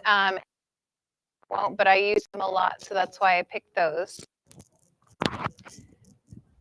So the first one I picked, and I thought a visual aid would be good. This is called lemon balm. So lemon balm is actually part of the mint family. Yeah, I'll just show it that way. So it can grow close to other mint plants like peppermint and spearmint. And it looks very green. If you were to take the leaf and do this in your fingers and smell it, it smells very lemon fresh versus peppermint. Peppermint smells, right? So it's different than lemon. They're both in the same family. And any mint plant usually will help the stomach as well. So not only the nervous system, but our stomach. So lemon has been commonly used for nervous stomach. It's been used for the nervous system because it's a nervine. And it can also give us more restful sleep. And because it's good for the nervous system, it can work on anxiety. And it has lifted, yes, lemon balm across the board. I love it. Yes. I have used it so many times in my life, like postpartum. I had a lot of stress being a business owner. I have a lot of stress being married. I have a lot of stress, right? And then I have a daughter that, you know, she couldn't sleep sometimes or she would feel restless, and I would give it to her because it was very safe for her. She even knows what it tastes like at this point. She's 18, so she's like, I need some lemon balm. She just knows. So it's a very safe one. Sometimes they do have contraindications, the plants do, so make sure you always double check it, you know, with your doctor, or if you have another herbalist, you can let them know. And it doesn't taste that bad. Yeah, it sounds like you've had a lot of good experiences. I like to do it in the liquid tincture. It's really easy. Like I said, it's not too bad of a taste. It's harder for me in a tea, like if I'm going to drink a whole cup of it, because it's not very sweet. It doesn't really have a big flavor. You know, it's not as aromatic like a flowery. It doesn't have that flowery taste. So that's what I would recommend. And yeah, so yeah, melancholy, anxiousness, overall, it's a great one. And probably Whole Foods and some other herbal places would have it. Who has it? Right, home. Oh, really? You can, yes, you can buy it by the plant, you know, because it's so easy to grow like other peppermint plants. So this one, if you look at, I'm not sure how to hold it, but maybe this way. I have never seen motherwort in real life like this. So I've always bought it dried and tinctured it myself. And I also have a really nice relationship with a lot of pregnant women. I've been a mother. It's been used for my ladies at that point. Motherwort. Yeah, so you would think, so it's so beautiful. Mother is in the name. So think of a mom. They're overwhelmed. They can be easily, like there's a lot going on. They have to multitask. So it is the herb for being overwhelmed. And you don't need a lot. So if you take a lot of motherwort, it is also a cardiotonic. So it works on the heart. So it can even help with people that have higher blood pressure. So that's where you might take more of it. But if you don't need it for that reason, if you just do a few drops, it can help you emotionally. I'm not sure if they have it at like a Sprouts, that sort of thing, but most likely an herbal store. It's one plant I keep on hand and I make myself too. So when I have clients, I'll have it to offer. It's a really cool plant. Huh? Oh, like in the, just to grow? Nice. Yes. Yeah, so if you have a green thumb, especially. I used to have one. It can grow very well here. Good. This is good advice. So, I always like to go back to my notes just in case I miss something. I want to tell you all about it. Motherwort can help your hormones. So again, that makes sense for overwhelmed mom. We definitely have all those hormones going on. And then through our transition through menopause, it can also help with blood circulation. That's a common thing too for a lot of us. So maybe that's a good herb for that for you. Yeah, so those are some good things about motherwort. So skullcap is also really neat. I have not seen this in the wild either. So again, I just buy it dried. Look how beautiful that is. Yeah, there's a bee on it. So I could have picked a different picture, but I like bees. Motherwort, I would probably just use the green part. Oh, skullcap. Yeah, so same thing, just the green part, the leafy part. I have not used the flowers. There's another plant we're going to go over too. It's in the name flower, and we don't use the flowers, so it's funny. But that's what we traditionally use.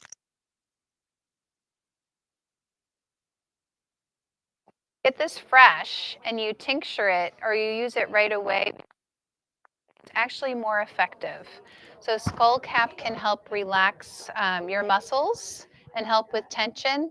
There still is that medicinal part with the dried, but just not as strong.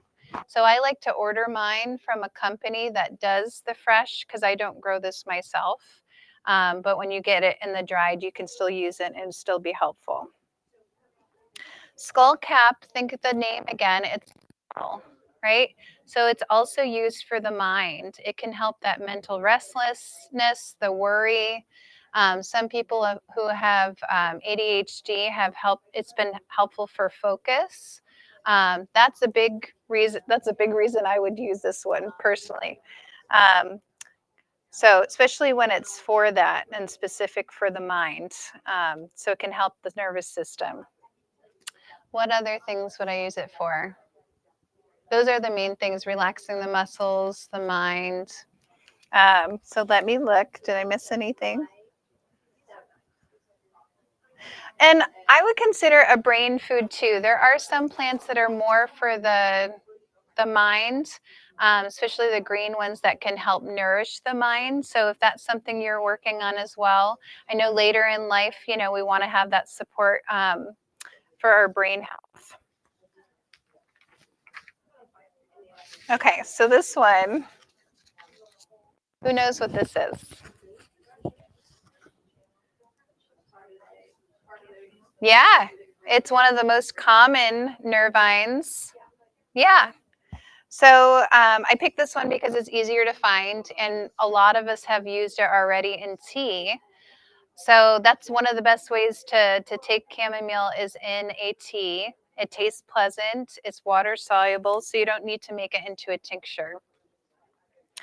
They say it is more of a mild nervine, so it can help you throughout the day with stress. It's not necessarily going to make you too sleepy or relaxed. It can help relax, but not too, it's not sedative. It can help a lot with your stomach. So again, another plant that's for the nervous system also helps with digestion. And that makes sense because when the nervous system is active, it's regulating everything that we don't even think about. Digestion. That's fine. No worries. You need chamomile, right? Yes.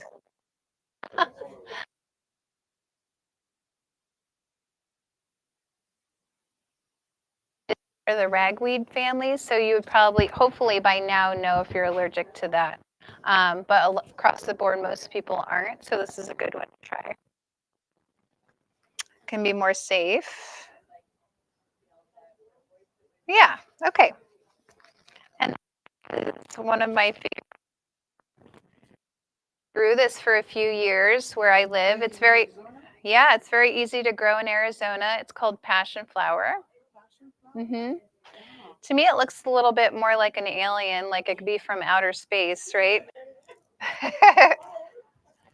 So if I took a picture of my plant, this is what it would look like. I actually had the opportunity to harvest this, and I use just the leaf.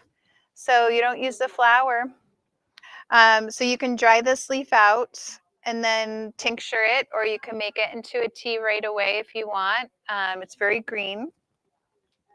Now, passion flower would be more of that sedative vine. So chamomile,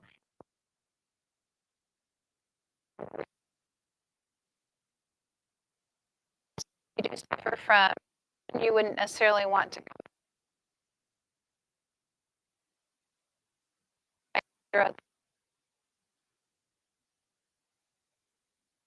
use it. Maybe start at nighttime because you're going to be going to bed. That can help relax you at night. Top herb for mental worry. So if you're somebody that worries when you sleep or you wake up in the middle of the night and you start worrying, we're to use this more regularly.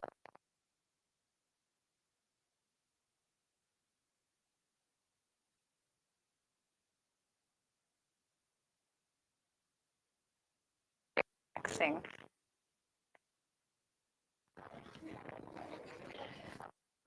Yeah, so other combining it if you're tend to be more melancholy.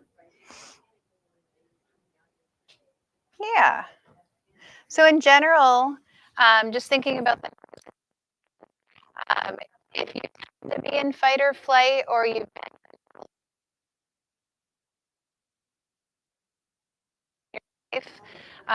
we just need to remember get back into balance some way, and it can take a long time. So this that you could do long term. So over time, it would help nourish. I think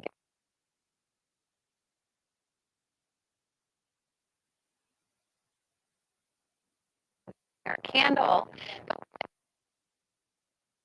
So with sleep, rest, like there's certain things that we can do to help put that back in our pot.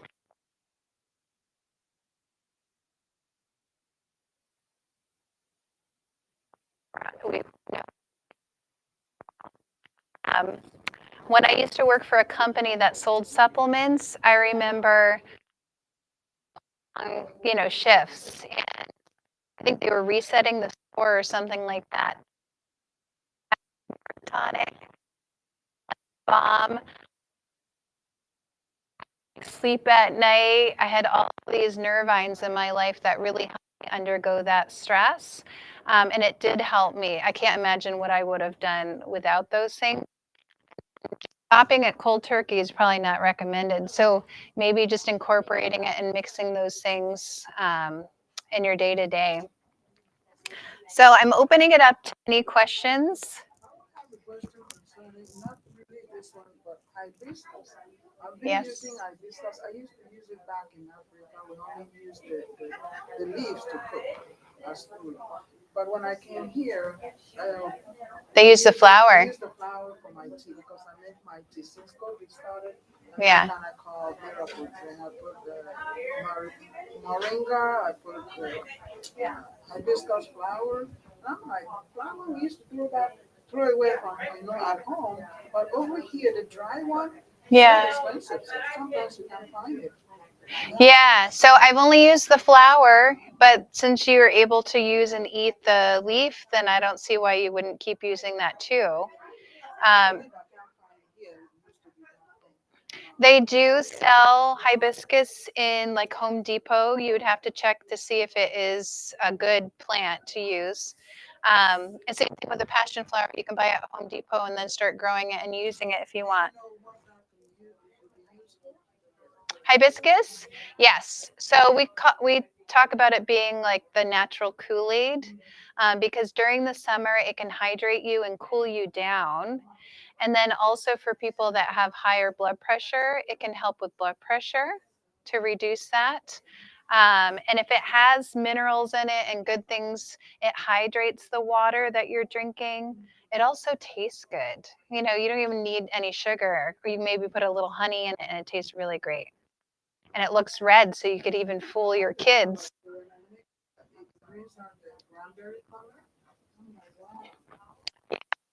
It kind of bleeds into the water when you put it on top and you kind of see it trickling. So it's a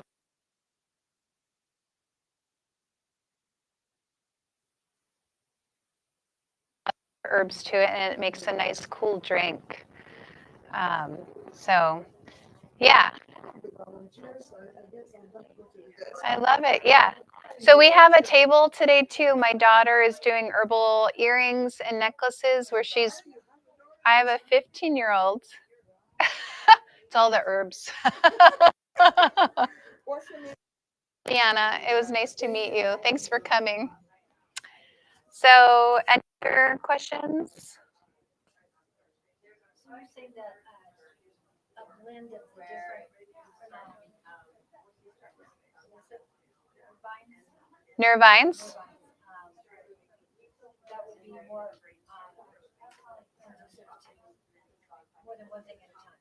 Or should we combine some of those vines with other herbs? So I was saying, should we combine other? Go shopping in the store and you have sleep teas. If you look on the back of the box, it's usually a list of different plants. It might be a valerian and balm, other different things in it. And a lot of sleep teas. I'll actually drink those during the day. So it doesn't helps you at night when you are ready to sleep. So I would think, yeah, it's fun. But if you lemon balm for a week and see how you feel, and then you can do chamomile and you can go through that experiment. Like as we talked about, you know, Mother Warrior is more for overwhelmed. SCAP is more for mental worry, you know, even at nighttime when we're trying to sleep. So I would go towards one that's more specific to what your, you know, concern is about, and then go from there. Or if you just want something gentle because you don't really have too much stress, chamomile is really fun for that. So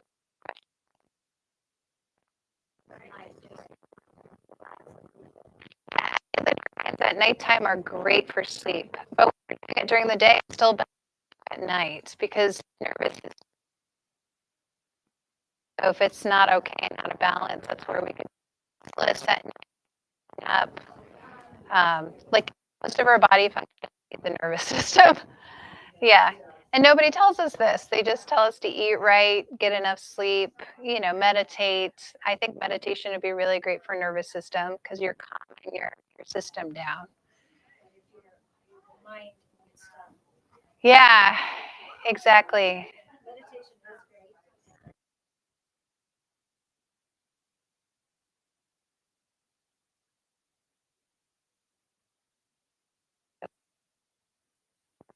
great. A tea.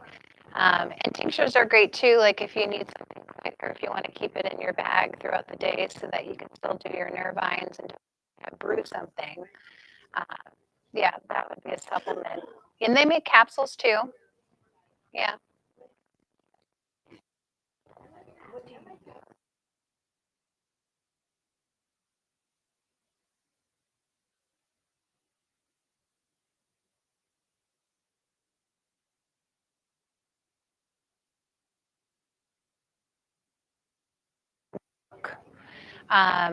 But any, you know, store that sells plants, they could probably do a smaller amount.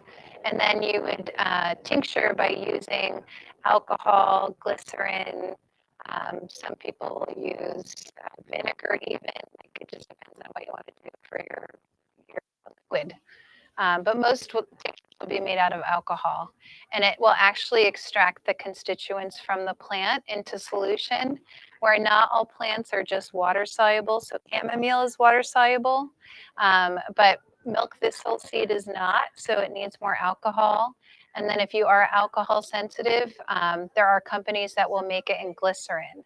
So there would be no alcohol in that. It wouldn't be as strong, but you would still get some good properties from it. So, and that's also a tincture too, a glycerate. And you make your own tinctures. I do. So when you come see me as a client, I will specially make something for you. And if I don't have it, I'll recommend, a place you can buy something. So for the most part, I try to carry what I really know and what works, and it's very effective. So then I know what's in it. So I'm making it from good products. And how do you choose the herbs for your clients? Is it just sometimes they were having, or are you tuning? So I was trained with tongue and pulse assessment, which is more Chinese and Ayurvedic diagnosis. So I tend to do more of the Western style. I incorporate Eastern medicine. So once you know what's going on according to that, then you're designing something, or there's something already made for that that you follow a recipe for.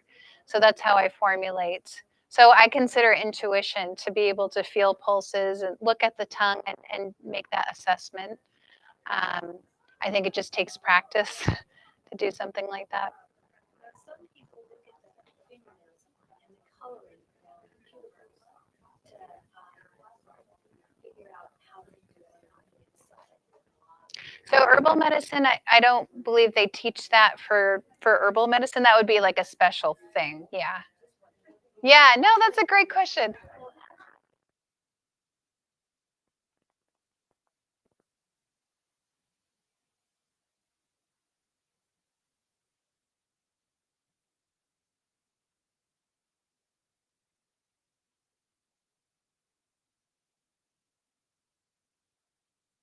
An issue. We talked about before. That's a good circulation herb. Depending on anything, like what other symptoms do you have?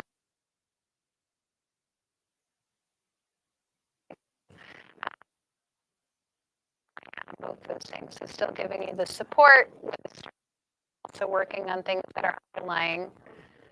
Yeah. So yeah, no, this is simple and say it too if there's any other questions or nervous system.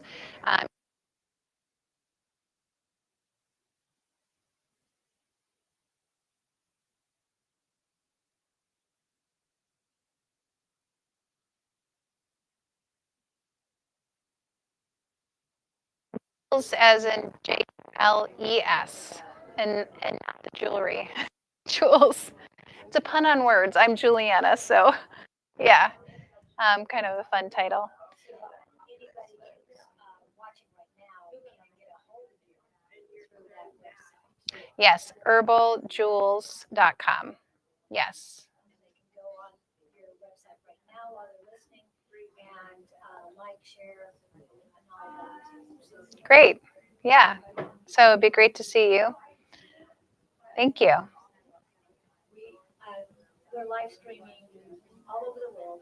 We have people from India, Scotland, Ireland, Madagascar, Peoria, Australia. So we do not have people much. Nigeria came on the other day. So there's a lot of followers right now watching online. Great. So if they can't see your connection, that's why I wanted you to say it, because they'll be able to replay this some other time. Yeah. Like it is 12 hours and 30 minutes difference in parts of India right now. So they might not be watching. Watching right now. Yeah. They will be later. So that's one good thing. about these restraints. Everything you're talking about, and then you share from one person to the other, and then we'll be talking about it again next week when we go live. Okay, great. Well, thank you. That helps. Yes. And who's up next? Up next will be, it's 1:15, right? The next one. Yeah. That will be Lolly with love, light, and laughter. Nice. Yeah. Hope they can hear me well enough to know that. Yeah. So Lolly Kakar with love, life, and laughter. Great. Thank you.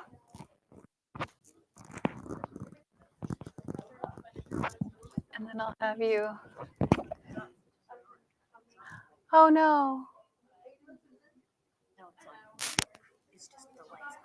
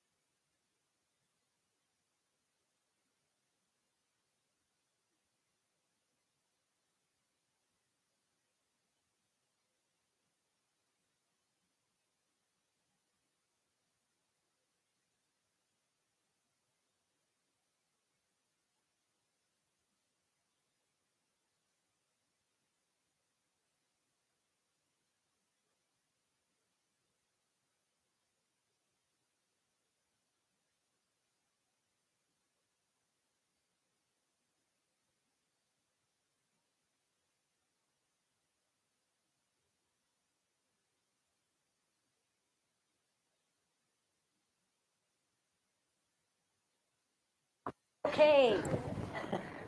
This is Lolly Kakar, who came in from Los Angeles to be here today and tomorrow. So if you're in the Phoenix area, please come over to 9720 West Peoria Avenue in the halls around the Place of Spiritual Wisdom. And we will have lectures again tomorrow, but Lolly is here today on love, light, and laughter. Is that That's correct? right, yeah. Yes. So we're going to talk about the basic idea of Indian Vedic divination, and I would be curious as to know why some people have wanted to make an appearance here at my lecture. So maybe you'll tell me what brought you here. I do believe they're still going to linger in. I have very little knowledge. I studied, I practice yoga. I studied very small amount of yogic philosophy, which incorporates some Vedic traditions, and so that lured me in. Welcome, yeah. And I apologize. This is my first time. Don't worry about it, yeah. So, what about you? I thought it would be an interesting class to take.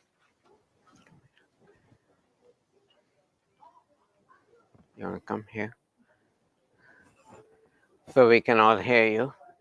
No, have a seat, yeah, yeah. So what brought you here? Oh, I thought it would be an interesting class to come see. Saw your booth. Thought it would be interesting.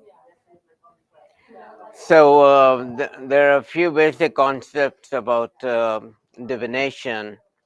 One question that almost everybody wants to know is, can you change your destiny? Have you ever asked yourself a question like that? You believe in destiny. I don't believe it's written in stone. I believe it's in flux, and it depends on which path, you know, whenever you go to a fork in the road, you choose, you're, you're altering it. So you do have choices. That's what you're saying, right? Yeah. What about you? I believe it's a co-creation. So It's a co-creation. with my higher power to receive whatever it is that I am desiring or asking for. Right. So every religion, every spiritual practice has the concept of prophecy. So we talk about things, events, macro events which are happening in the world, and we notice that some of these things were talked about centuries back. For example, there was a guy called Nostradamus, right? He predicted the first bombs will fall on the new city, and we know what happened on 9/11, for example, right? So the concept of prophecy is there. The main thing is, can you change your destiny? And I feel that you can, but you need massive willpower to do that, or a great amount of faith in the energy above. So, oddly enough, when we talk about, let's say, for example, palm reading in our practices, right, we consider the hand to be a blueprint of the subconscious. Now, why is it that certain people behave in a particular way? Certain people are successful much more easier than other people.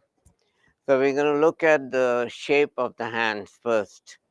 You interpret the lines in the context of the shape of the hand.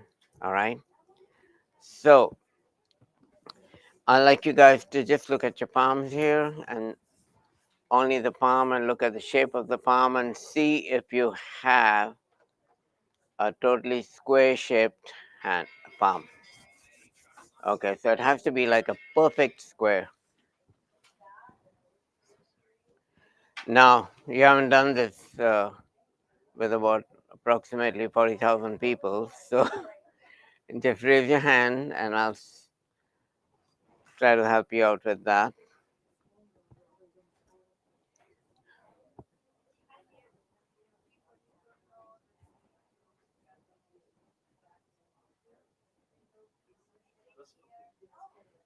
Can you come here? Yeah. Only because you're so far away. Have a seat there. Okay, let me see that again. So he is the closest example to a square hand. No, he's not square. Yeah, but then, we could argue that, right? Typically, people with a square shaped palm end up by working in business or science, the employment of facts and logic. That's you? Isn't that amazing how this works? They're given to custom and tradition. They make great allies and great friends. They don't stray off the beaten path too much, right? What are you doing here? Trying to explore. This is the weird thing. So I'm really analytical, but I'm exploring. I love the spirituality. I read a lot. I love learning, and I'm trying to get more into the heart touch and connect with my higher self and guardian angels. And so I'm trying to bypass that analytical that I have and get more into that. But my wife's an empath, so she feels things. And I can walk in her So your room, wife brought you here. No. I've actually, it's funny. She's been an empath, but she was never into like personal development. I've always started the self-help and have transitioned these past 3 years into the spiritual instead of the business, the regular self-help stuff, Tony Robbins, into more of the spiritual stuff. So I'm a seeker. So I got this openness to things. Whenever you want to talk about aliens or conspiracy, I'm open to it, whether it's real or not, but I'm open to it. But I'm trying to get into more of this sensitive feeling. Yeah, it takes a while. So I'm trying to you cannot explore your path. Yeah. And I hold myself back because I've been in my position for 25 years, well, with the company for 25 years. And I want to transition out. I want to do something different. But like you said, that kind of path, that taking that leap and that jump, I'm more conservative on that part. Right. Anyway, I'm glad you made the transition and you're seeking a path for yourself. And, ultimately it's all about self-realization, right? So give me a hand, please. So let's go to another shape. So let's look at the shape of the palm again. It have to look like a spatula. So it'll be broader here, narrower here, typically. And yep, you can raise your hand. And let me. Could be either way. Only the palm. Only the palm. Yeah, so that's a good example. Yeah. So, what's your name, ma'am? Connie. So now we can ask her some test questions just to make sure that we are on the right track. Does your energy level fluctuate a lot? My energy level?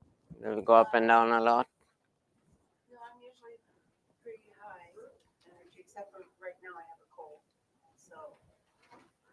So when you have high energy, do you get a lot accomplished in a short amount of time? I do. As I get older, it takes me longer to accomplish the things that I could do in a short amount of time. It just takes me longer to get it done. And when your energy goes down, if it ever does your brain go to Hawaii and send you a postcard and say, I'm busy? When my energy is down, I just take a nap. You just take a nap, okay. So, these and do you work in a challenging profession? Right now I'm retired. But before, I was a photojournalist. I traveled all over the world. wow, As a photojournalist, and I also worked for newspapers. So I had deadlines. I've had a lot of careers. You know, I'm a writer. I owned a store. I had a photography studio. So I'm a multitasker. wow. So typically, this kind of person takes on challenging professions. You find them in occupation where other people don't go too easily. Photojournalism is not something everybody is attracted to. That's what I wanted to do when I was in high school, but I wanted to be a photojournalist for National Geographic. You know, it never happened, but it's okay. And then let's go to another category, and that is the thinking hand. So you should be able to feel the bones easily if you right. It's usually a longer hand. The joints are well developed, right? So you have knotty joints, and that's naughty with a K, okay? So, uh, see, I can see a lot of people have, um, well, and then somewhat, yep, somewhat. Um, so the idea is to be able to feel the bones easily. Not that much. Let's see a good example. Yeah, here. See, I can feel the bones much easier. Yeah. So, well, the key giveaway is the well-developed joints. You can see the joints from a distance, usually, you know. So these people are thinkers, and these two are a really good example. They like to think, and think some more, right? Analyze everything. They're good at recognizing opportunities. They're not that great in being persistent, like a square-handed people. Very persistent, right? Yeah. Now he can make every day count. You guys have to think through it, right? And then you may take action, you may not. Or you might decide to think some more, which is also okay. They're good writers. They know something about everything almost. I can probably talk to them about anything. Yeah, because somewhere along the road they have picked up a book or an article and read it, and so their skills are quite versatile. They're good conversationalists. If you get bored, talk to them. All right. So let's go to another category. It is known as the psychic hand. So I want to see the back of your hands here.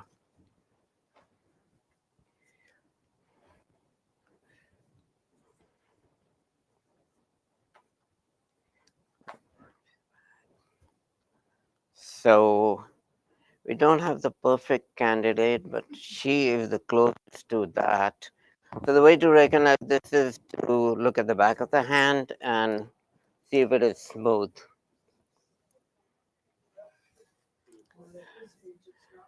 Right? See how smooth the back of her hand is? Yeah. No, no, no. That has nothing to do with it. It's smooth, it's long. Yeah. And the original psychic hand would be more narrower, more frail looking, but you don't get that too much now. I guess because we have to pay rent, you know. So we are forced to become materialistic. But again, we can ask her some test questions, right? Do you live on a plane of intuition and spirituality? Yes, I do. But recently, I've had vision since I was 5, but I didn't really practice until I was maybe about 5 or 6 years ago. Okay, that's interesting, right? And then do you have, sometimes do you feel that understanding the simple truths of life are difficult, like money and love, right? Okay. And do you wait for a sign or a signal to get an answer from above? Sometimes I will request a sign or a signal, like if it's supposed to be, then this will happen.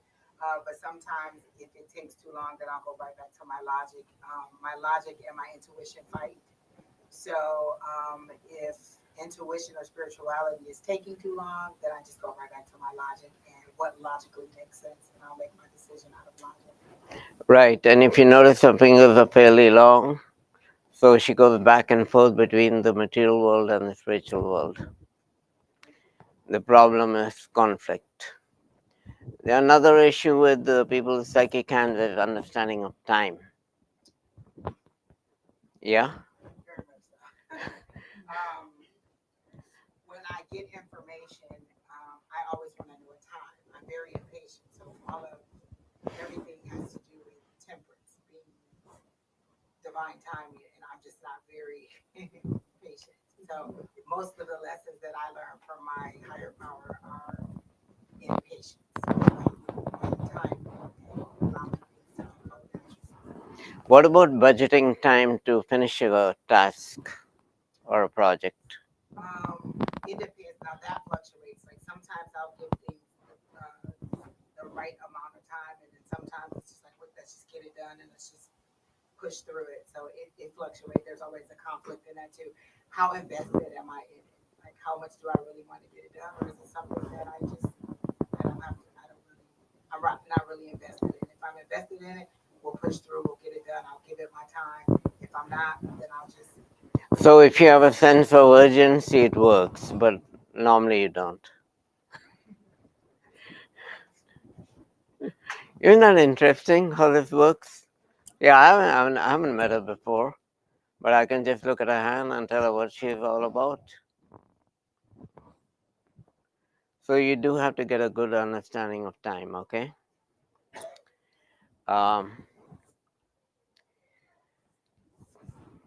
And your imagination is pretty good, right? Oh, I can sit for hours and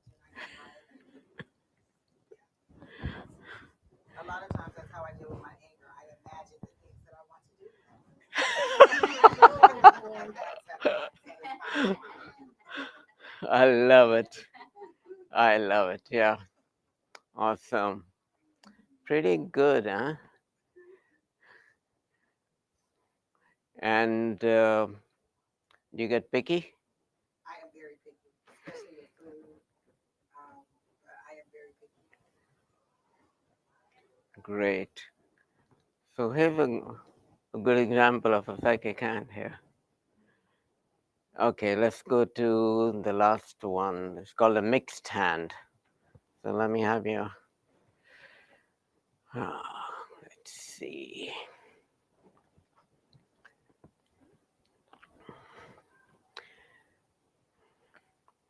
I think here's a good example. What's your name? Gail. So mixed-handed people, I can't really put this in any one classification. She has more than one classification, right? So mixed-handed people are mixed up. Not really. Well, there are two things about them. Number one, they're very good with other people. You can handle almost anybody, right? Yeah, there we go. And then they get involved with too many things. right? And you end up by finishing what you start? Not really. But you're great at starting stuff, right? And they like change. You like change, variety.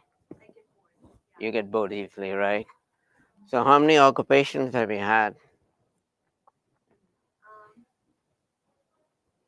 Not very many. I stayed home with my kids. Okay. How many places have you lived in? Well, when I was a child, my mother, like, she moved us every year. Yeah, I've been in my house now for 18 years, but I've been pushing to move for 5. It's like, yeah. How many cars have you owned? You know what? I keep my cars for a long time. Okay. Yeah. So I don't know where exactly the change will be, which area of her life where change will be dominant, the most dominant. However, she likes variety and she likes change, and she's great with people, right? So my advice to you is to, sorry? Oh, the variety and change is what keeps me from finishing things. Right, yeah. So if you have a need for change, maybe you want to finish what you start because you get bored easily, right? Cool. So now you understand that if you can get to classify the shape of your hand, you understand your basic primal forces which drive you. Isn't that neat? Right? And also in the meanwhile, I'm going to pass these out to you. Does the shape and the lines change? Things change in your life? Good question. It all depends upon your willpower. Are you exercising willpower or not? If you are, then yes. If you look at the shape of your left hand and your right hand, sometimes it's the same and sometimes it is.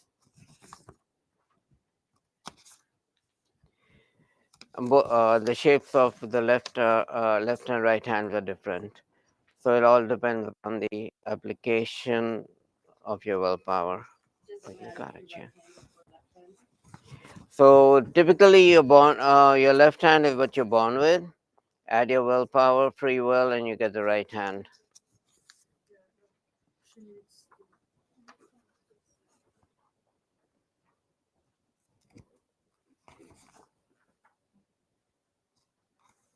I understood this to be the map hand, but your right hand can reflect your spiritual growth.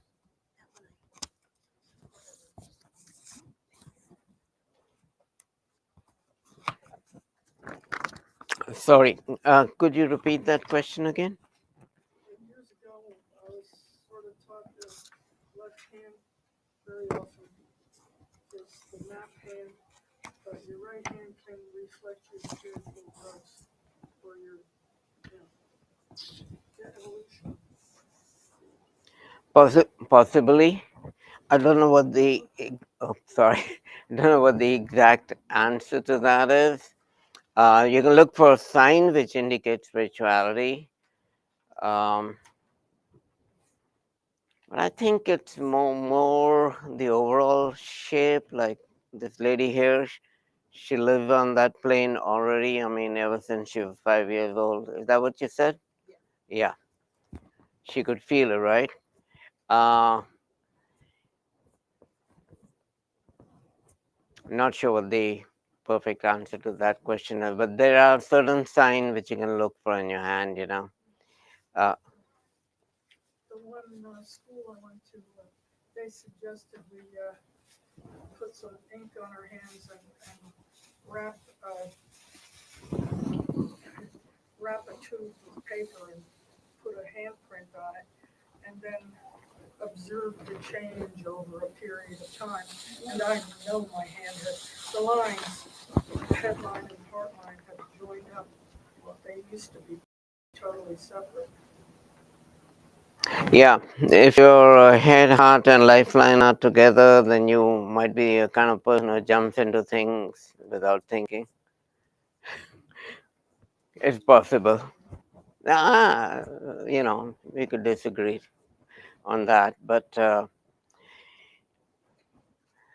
I don't even know if it's necessary for something like that to show up on your hand, like the spiritual aspect,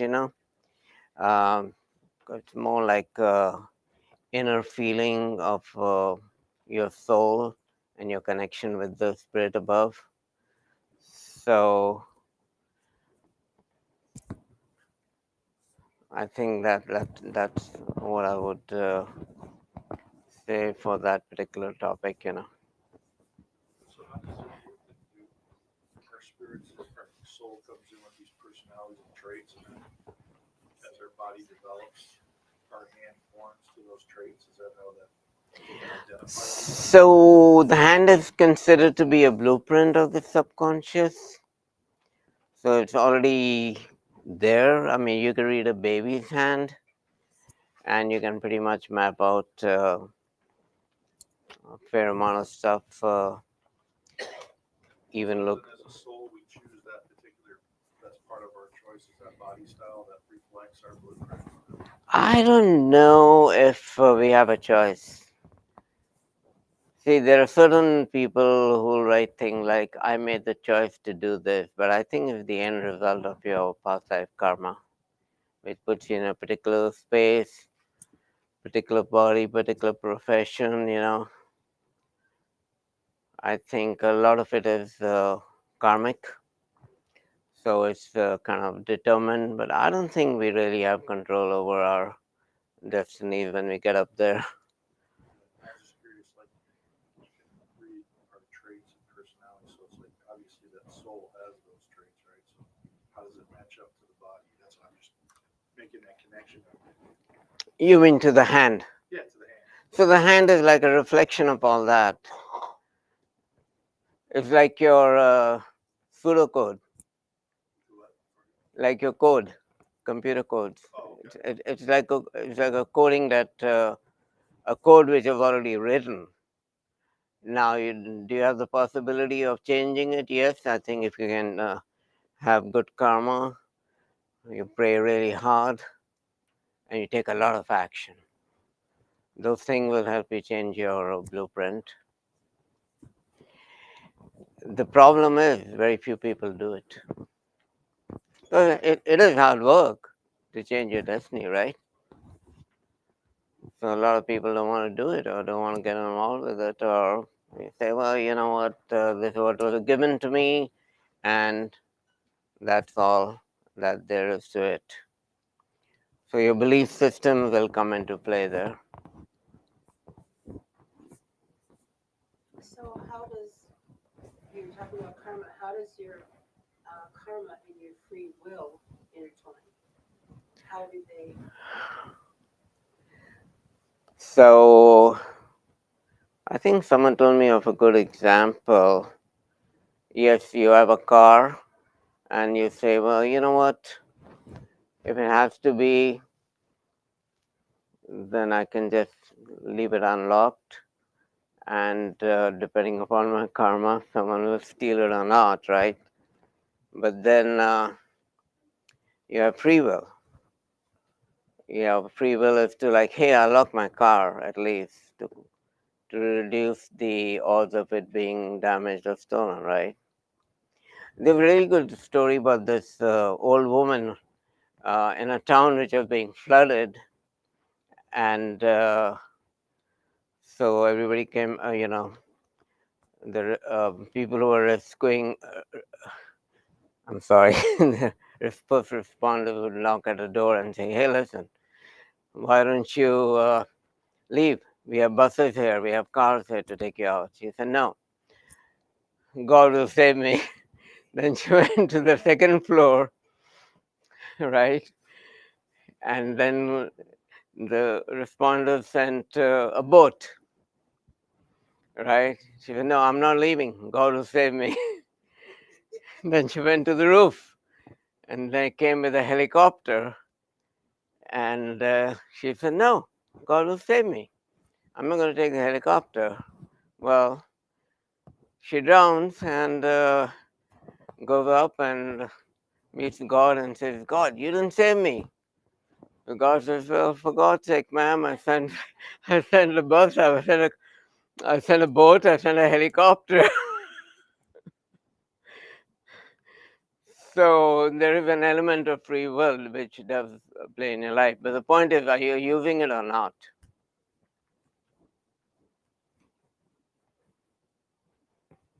Does that help? Well, it does. So that was her free will not to take the lifeline, but could it also have been her karma? I mean, That is a question I don't think you'll ever get an answer to. I think about that a lot, and I don't know if there's an answer to that, you know. It's like that catch-22, right? I mean, if my karma telling me not to use my free will, or it's telling me to use it, I don't think you'll get an answer for that. The best course of action is to try to do it. Try to get the results that you're trying to achieve in life.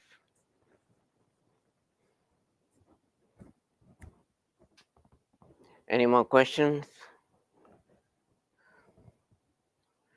Great, everybody stand up. Raise your right arm. Turn your hand backwards. Lean forward and pat yourself on the back for doing such a good job. Thank you for coming.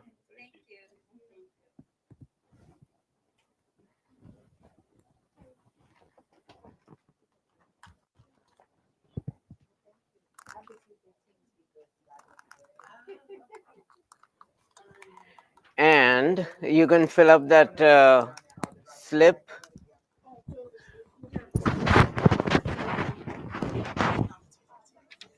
So you still haven't. I didn't want to. Okay, what? The hole on here, and it's both hands. Oh, that. Both hands. I don't think that's a sign. It's not I just think it's eczema. It's like a skin issue. a skin issue. Yeah.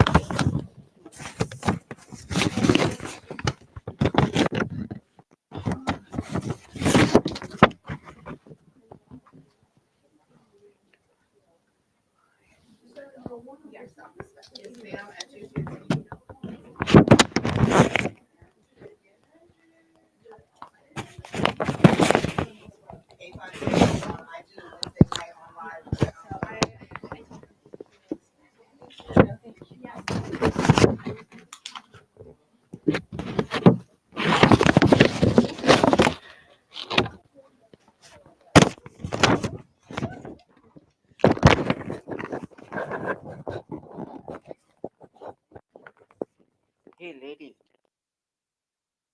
One of these. Okay. Sorry, I didn't come until the end. Oh, that's okay.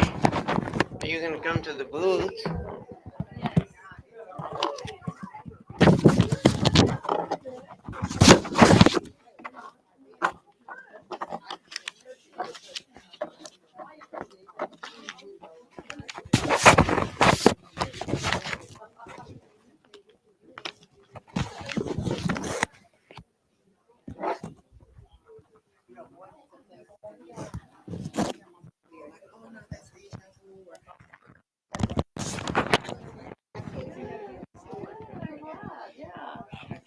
Oh, yes. We had some lips there, and we'll have a couple more coming up, I think. But yeah, it's been interesting. Is that where Molly's Tomorrow, yeah, she'll be in. She just left, actually. She was here. talked to her for a little bit? Oh, did you? She was here for a while, and then she left, and don't even know what time it is yet. They have.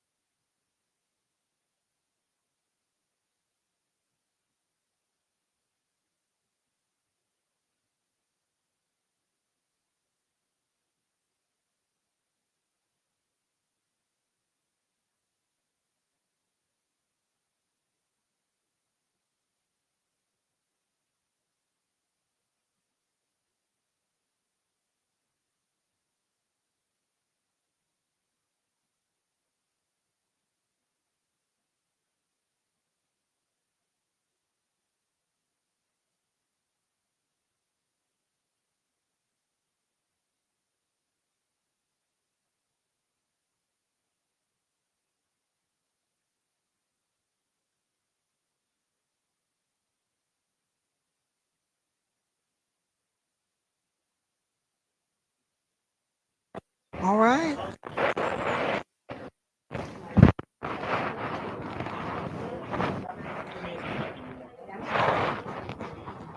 Are we starting? Are we ready? Oh, okay. Well, hello, everybody. I am A5 Says, and I am your next speaker on I think it's developing psychic abilities. I don't even remember. But however we want to do this, that's the way I'll go. I'm loud, I'm animated, and I love crowd participation. So feel free because we can go different ways. Tell you how I abilities. I can develop my psychic abilities. And if you see me looking down, that's because I'm looking at myself in the camera. I'm just that, kind of vain. But I can tell you how to develop your psychic abilities, how to recognize your psychic abilities, however we want to go. For questions you have, they are welcome. You can raise your hand, you can butt in. If there's something you didn't hear, you don't understand, you guys can come up a little bit if you want to, so I can see you and you can participate if you want. Whatever you want to do it. I'll start off with just telling you that, like how I kind of recognize my abilities, but not that they were abilities. When I was about 5 years old, I can remember having visions. I can remember going and stuff. Um, it was to my mom. It didn't hit. We were back. I have to say that too. Baptist, you don't do psychic, you don't do visions. You're not the prophet, the church. When you're would have been allowed at all. So any vision,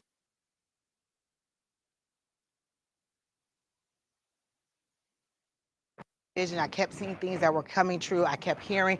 I can remember being a child and arguing, sitting on the bed arguing with God. When you're in church, they tell you God, He influences your thoughts. His thoughts are better. And I said, well, and this is me because I'm combative. I am the most. You can ask Don. I am so combative. Me and my God, because I am not the take it to the shelter and get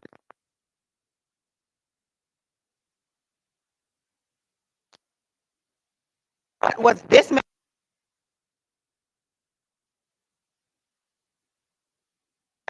said, God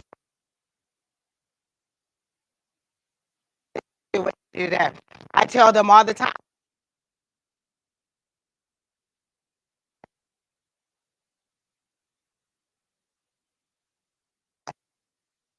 come back. Do you want to? Are we going to get this again? 2024. Like, I don't care. We'll come back and do this over and over again. And they're like, you know what? Because yeah, I have more I can count. They're like, I don't even care. Just that's how I am. I need to know why. I really need to know why things are happening. As a child, I'm sitting on the bed like, oh, I'm in trouble. My mama's yelling at me. Like, we're not that person. I'm combative. I'm not going to have this. So get older and older and older. All these visions went to my pastor before they happened. He on my shoulder and recited Jeremiah 29:11.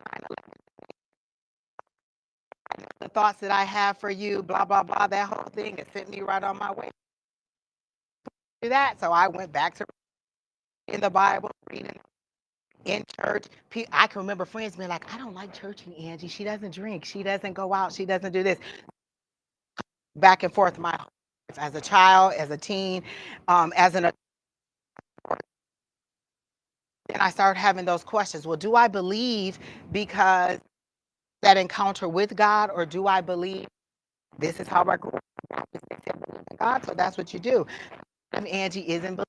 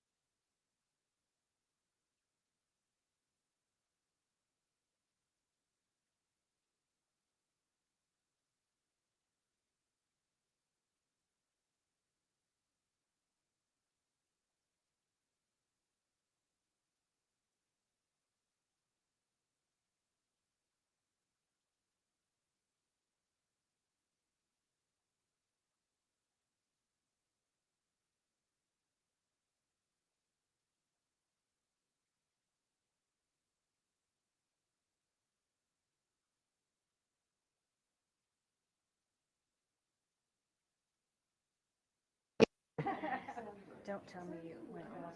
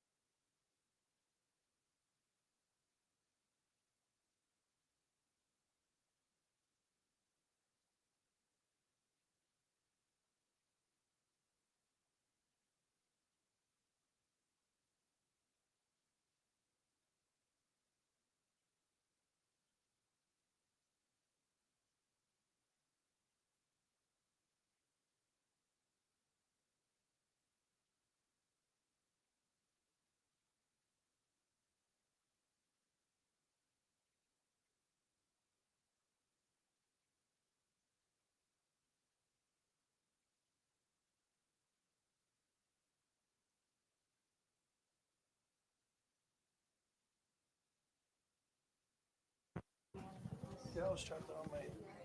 It's got a hook on it. Yeah. Backside here. I just got back. I got somebody putting a water heater in my house. And I'm like, just finish up. I'll be back.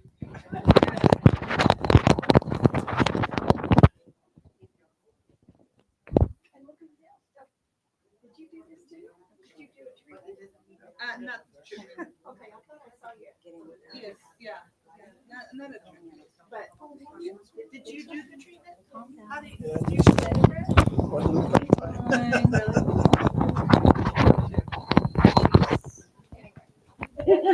Anyway.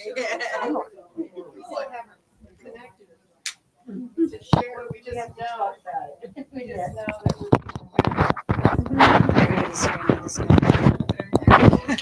All right, so let me just put this on my. Did you make that right? Yep. All right. Now I'm doing this to my.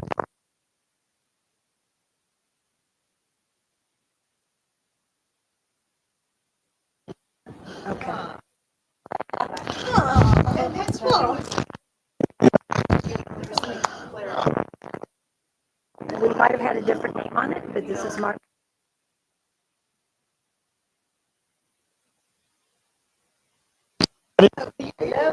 And of my crystals. So I have seen all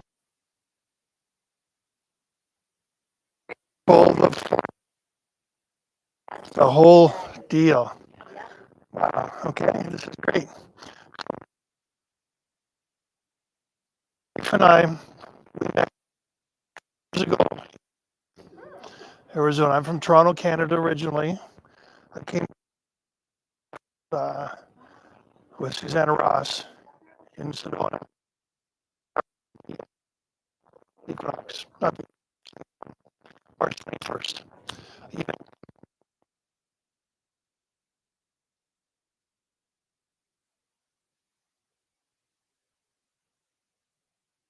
teen and all that stuff, and I didn't be locked up in a box, so to speak, for a couple of weeks.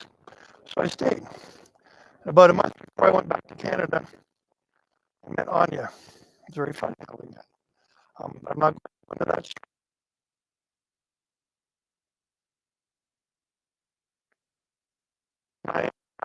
I say my twin, and so the real deal. And we stayed. I'm a paranormal investigator, healer, claircognizant, intuitive, carpenter, hoteler, developer.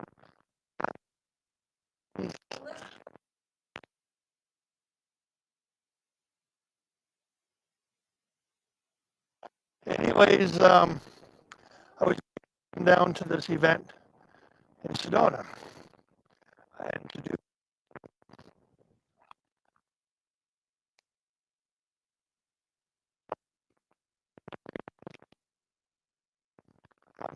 on its own.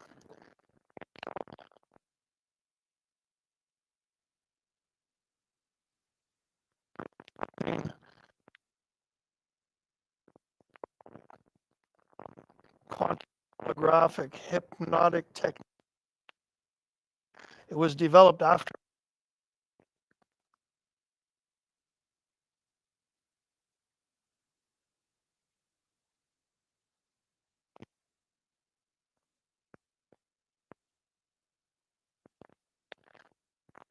this one event in Laughlin about 2 years ago.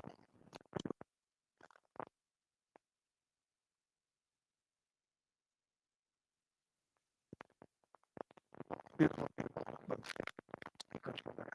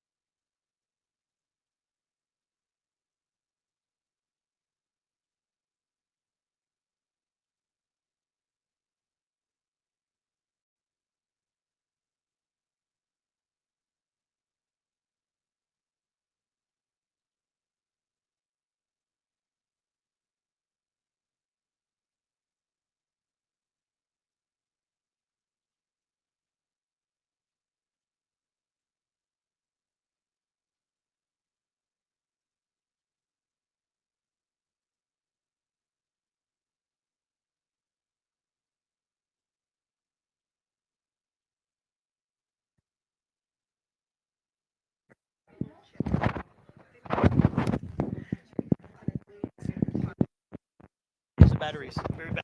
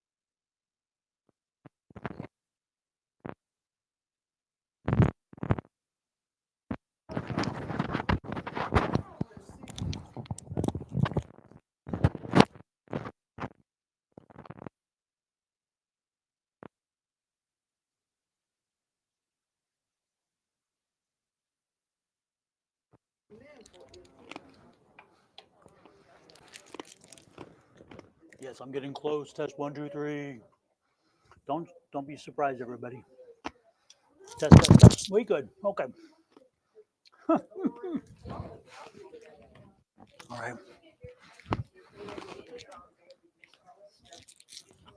I wonder if it has me crunching.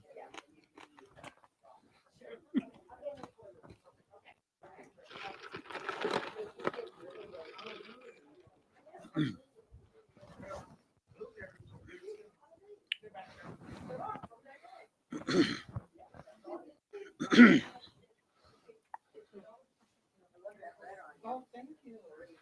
Amazon.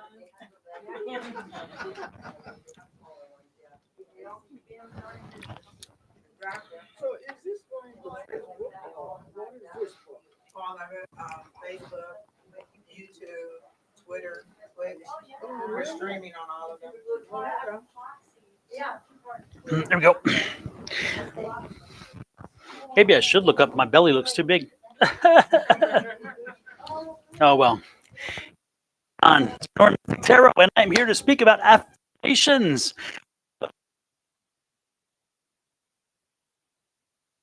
To everybody, okay, so you know out there. Welcome in, everybody. Hopefully you've had a great day. Folks, we are at the Sonoran Spiritual and Wellness Market, West Peoria Avenue. We will be back again tomorrow. So if you're in the area, please stop on by. We are going to be 10 a.m. We also have the same series of presentations from different presenters. So stop on by to see who is metaphysical, so and spiritual, blah, blah, blah, blah. So there you go. We also have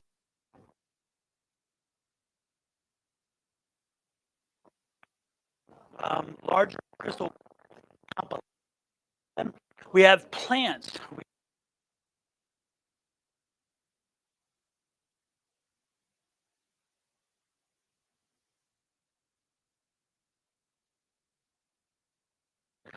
have it all, whatever you want. We have people who are dealing with the what is that? Palmistry. There you go. And all kinds of things. People doing sensitive tactile stuff. Great. So stop on by again. 90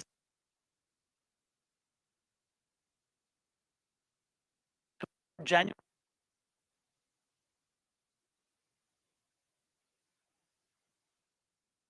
Stop on by. Also, check me out, Sonoran Mystic Tarot. I'll charge you though. Anyway,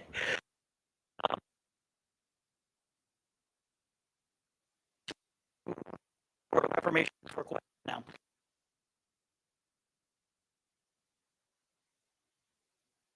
At the point I was in a good resolution. I didn't even believe it was possible because it was just ugly.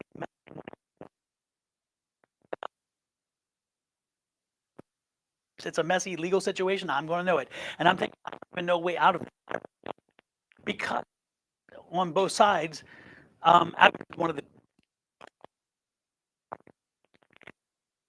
the attorneys on both sides. I don't think they completely could. Very complex. Of course, they didn't know each other's. No parties end up telling the whole.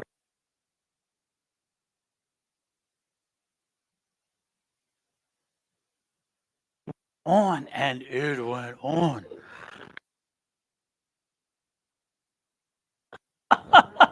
Over 4 years later.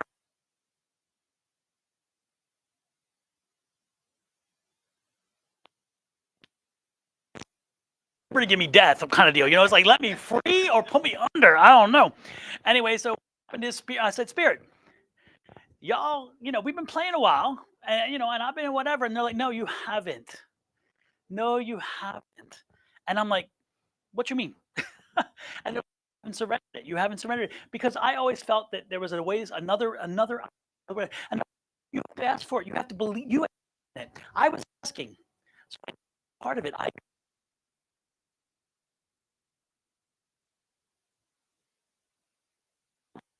no one will ever get this. It's too complicated. Who's going to understand this? It's never going to resolve. So as much as I said, do it. We're going to get it done. We're going to get it done. I always didn't believe. And no. And so I, as my engineering brain kicked in, wait, let's work on this. Let's work on how does this work? What is it I need to do? What component is missing? What part? And that's when it came to me. It's like, okay, it's the energy. And it's the energy with, again, back to affirmations. And I was like, oh, no. And affirmations are, I'm sitting with crossed legs. Now, can you see this in crossed legs? I don't sit in Indian style crossed legs. It doesn't work. No, it's not pretty. Anyway, and I'm, no. Well, you know, and that is, right? I mean, that's affirmations. You're like, okay, that's your image. Spirit is good. No. By the third I'm out of it, okay? So what I did is I'm like, okay, this basis. So the argument is, what are we doing when we do that? And talk to people and you do the research. You're connecting to energies around you. And I'm like, okay, that's the engineering part. I got the energy part. I love energy. Let's talk energy. So then I said, okay, now with this, how do we do this? Then you read about law of attraction. And law of attraction says, if you put out that energy, it'll come back. And I'm like, okay, this makes sense. Now put this here. And then that helps create manifestation, because manifestation is putting it out there and getting it back. But manifestation is a very different, it's not very different, but it's different. And I'm thinking, wait a minute, I don't want to, this can't manifest. I couldn't see it as a manifestation situation. So I'm like, okay, I have to believe it into existence. You see, the difference is manifestation is asking. And I'm like, no. I've got to believe it into existence, because asking, again, is asking for assistance. And then that doesn't give me what I want, because I want a specific resolution. Okay. And manifestation is I'm going to give you what you want. But I've already learned a long time ago, manifestation, sometimes you get what you want, but it ain't what you thought you wanted. And then it's not pretty. So I wanted specific results. So I said, let's try this. I am going to start controlling my environment. And by controlling my environment, I have to control this vessel, this right here. And the reason why I say that here, because we are energy. If you connect,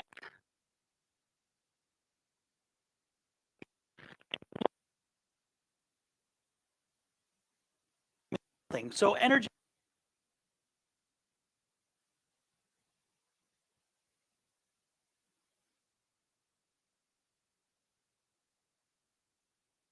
spirit. So my spirit, I had to kick in overdrive and say, okay, let's work on this. So I got that energy working. Affirmations by using the spoken word, because there's people who believe if you ask,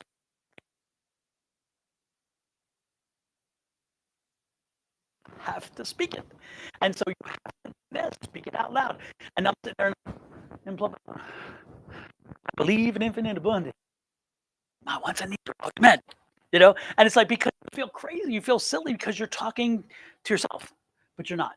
And that's the funny part. You have to get comfortable with talking to spirit, and talking to spirit as we everybody else, and the spirit to us in kind. So conversation now, and I'm like, every morning, I believe in infinite abundance.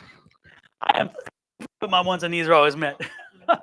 Let's hear amen in this church. You know, I'm like, there, I've lived it. Okay, so what affirmation? So the book I'm writing on have written on affirmations and will be published soon, is again how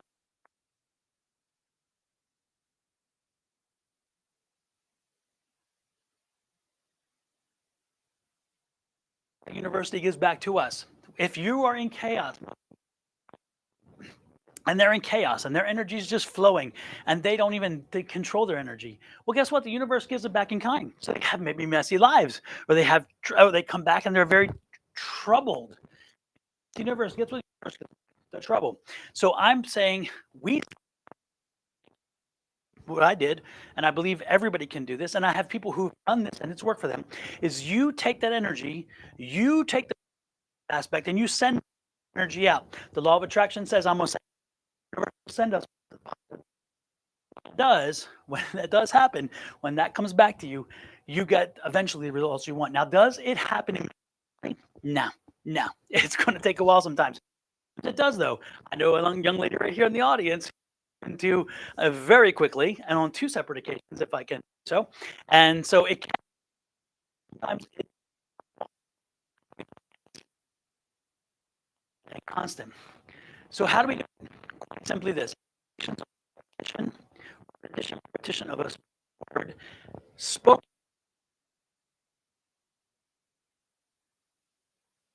to be. I've got a great job. On a job, I will soon. No. I have a great job. Fulfills what? Say it like you mean it, like you say it. Put it out there, and the universe will give it back in time. And it could get back sooner or later, but again, you have to believe it first. And the universe, again, the universe would rather you have your stuff together. Hey, I've got my stuff together. I know where I'm going. Help me out. I don't need the messy one over here. So just and they streamline and give it to you, because guess what? You got it. So affirmations. You're gonna say them once a day, twice a day, 3 times, whatever. I always say specifically in the morning, part of your routine. If you're brushing your teeth, and after you're done brushing your teeth, before you comb your hair, whatever, maybe you put it there. But plant it becomes a routine. Then you're gonna say it. You're gonna say it, and when you say it as you mean it. Mean it when you say it. And if you don't mean it, don't say it. Don't waste your time, because I really do believe also that as much as you say it, if you do not believe it, it will not happen. So you say, and then don't be surprised when the universe returns it to you. Now that's the funny part. That's the really weird part, is when I started believing in it and I started saying my affirmation, I created it for my resolution, my specific situation.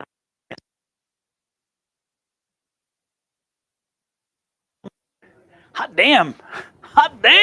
What is this? I was like, even though I believed it, when it finally happened, I was like, wow, that did what?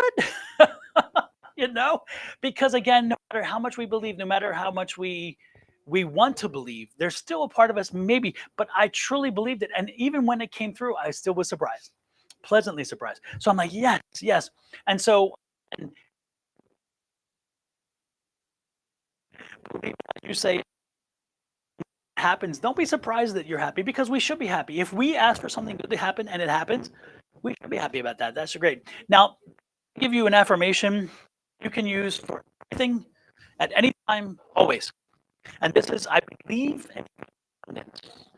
Wants and needs. I mean, I'm thankful that my wants and needs are there because it opens the universe.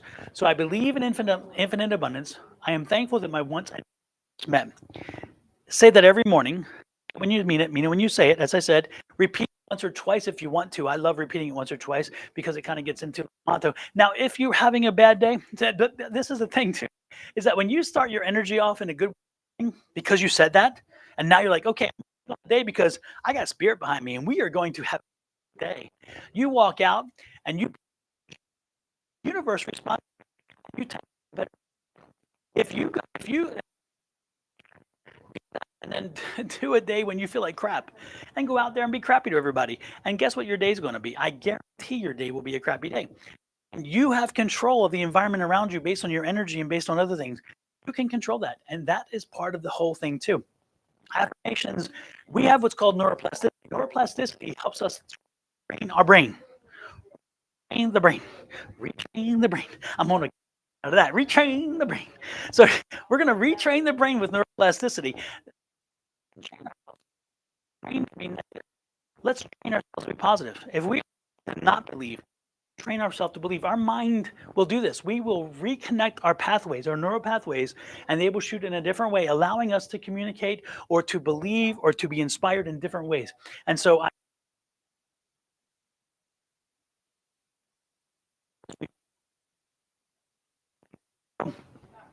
with that said, affirmations.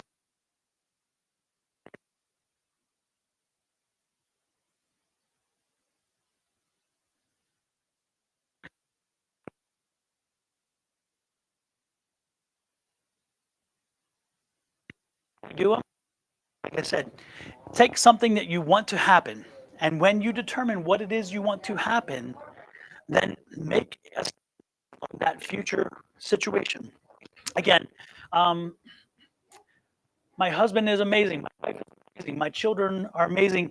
That's what you want. So you'd say, I'm blessed to have wonderful children who are self-sufficient and do not need a lot from me. Lord have mercy. I should be saying that one more often than I thought right there. All righty then. Anyway, I can do personal. That would be the statement. And then I would, and over time, the environment changes, my environment changes, the universe helps them, and we see a difference. Don't be surprised if you say, I billionaire tomorrow. I'm not asking for miracles because I don't believe necessarily in miracles. Affirmations can work, but I don't believe if you something immediately and so don't think that happen, because again, there are realistic expectations and then there are unrealistic. The time to what you're doing, but know again that you can alter your universe and you can alter the people around you with affirmations. So I'm telling you, the energy that's within you and make that work to your advantage. Any questions? No questions. Okay. That was a short. It was really quick. With that said, I don't have much more to offer. The only thing is my watch. It's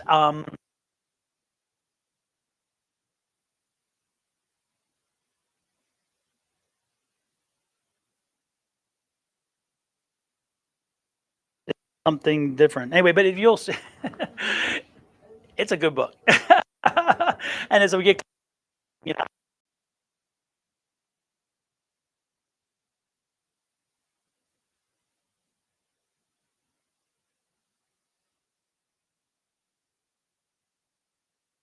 as people fuss with me, they're like, okay, you have an engineering background and you have a law background and you have a real estate background. How in the hell did you believe in this stuff? Well, it's because of that energy principle.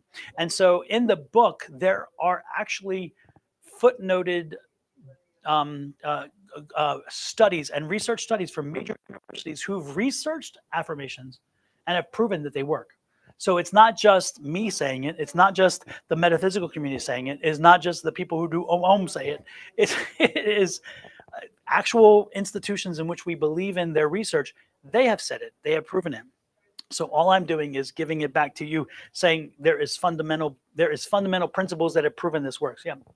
Does the book like teach you how to develop your own affirmation? Like, I don't know when to start. How do I do it? It tells you how. Yeah. To start. Yeah. Thank you. It does. What the book does is it's like the book first. What our affirmation, then it goes into they work, into the research that proves that. Then it goes into, okay, this is how they work. This is how you make them, and then this is how you continue to use them, and so forth. So it gives you.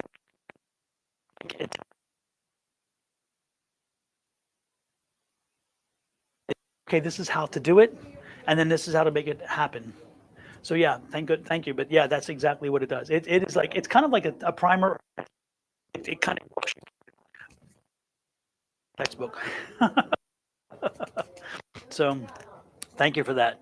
Yeah, and it's again, it's going to be it's going to be at Amazon. Intended to be at Barnes and Noble as well first, and then you know.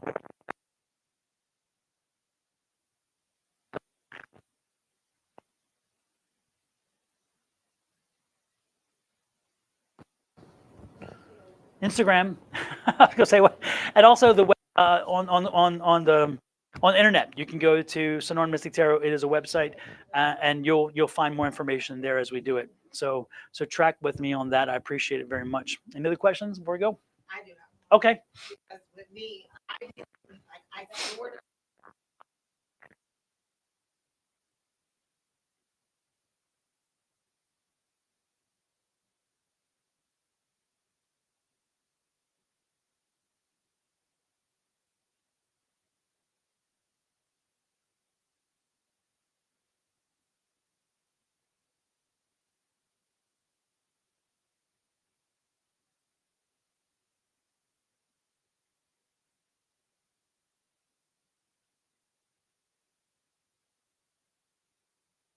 Not have picked it up was leave initially.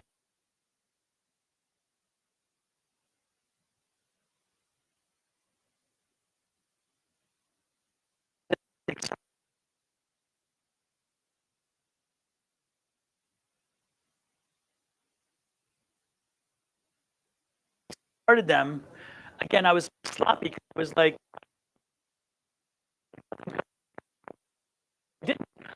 I believed in them, but I didn't wholly believe that they could do what I needed. You see what I'm saying? And there's the rub. It's like, yeah, I believe in them because once I, hell yeah, there's a lot of research. So yes, this is real. But damn, I'm in a complicated situation, and this is too much for anybody. And I'm like, so, but I'm saying, you know what? That they work, but that little teeny bit in there was.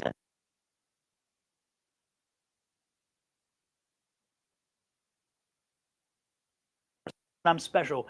Well, guess what? The universe said, you ain't special. I will fix your problem like I do everybody else's. And so, I'm like, because I was thinking, oh, I'm so crafty and my problems are so big and what. No, the universe like, really? I got more. Else at me. The universe is like, give me something else because yours is a little. You think it's completed? Look over here. Bernie Madoff. Look over there. It's like, okay. Look at Epstein or whatever. All these crazy people with all kinds of ugly stuff. I'm saying they're like, yeah, nothing. You're nothing. Very little mess over here. But my own world and my own situation was my own situation that I was thinking I am in such a quagmire that I can't see out of it. It's not me seeing out of it. Spirit's like, I got you. I got you. And that's the other thing, folks. Spirit is there. You got to believe in spirit. And you got to call on spirit. And that's what you're doing with affirmations. You're calling on spirit and saying, hey, in essence, what you're doing is saying, hey, my father, my grandfather, my great-grandfather, the people who were in my previous lives, the people who are around me who may never have lived before, but are my spirit guides and my gatekeepers. I'm asking all of you to come in and make this happen. You see? And so in essence, that's what you're doing. You're putting out the clarion call. You're like, "Do, do, do, do, do, do, do, do," you know, and they're all coming. The cavalry's coming in, and the cavalry, let's take it.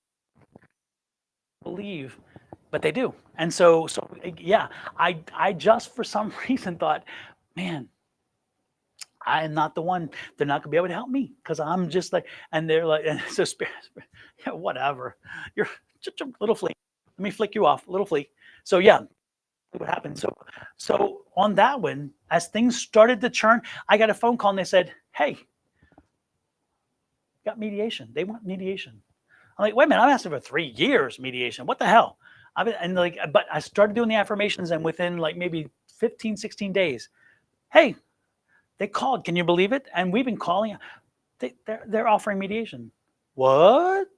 After 3 other years, so because 5 years total.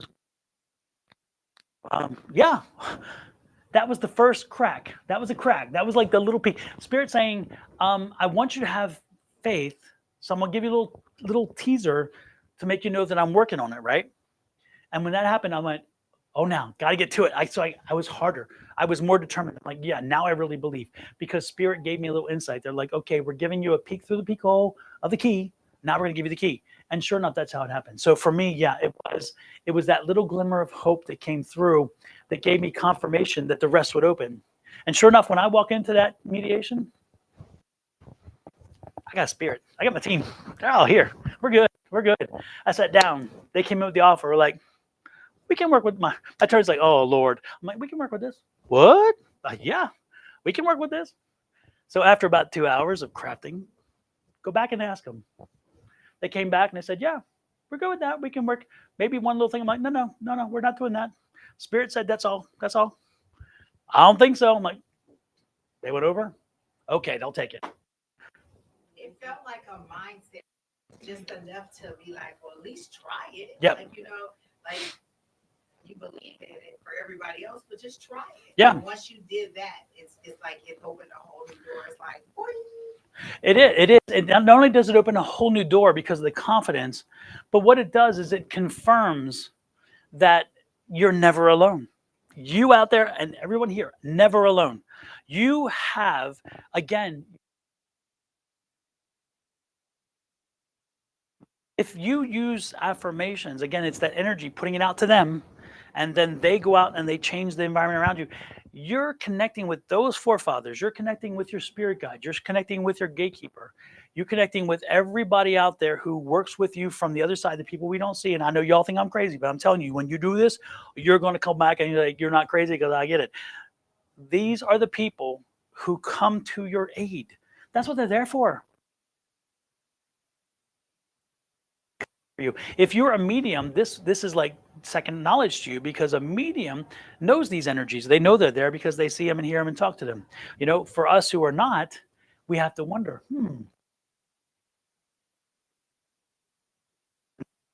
a medium. So I can connect to them and I can talk to them more so. But I could talk to them before I was a medium. So you don't have to be medium. You don't have to be metaphysical. You don't have to do anything out there, folks. You don't have to be any.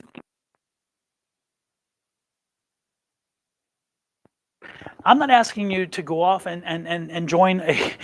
I'm not asking you to join a.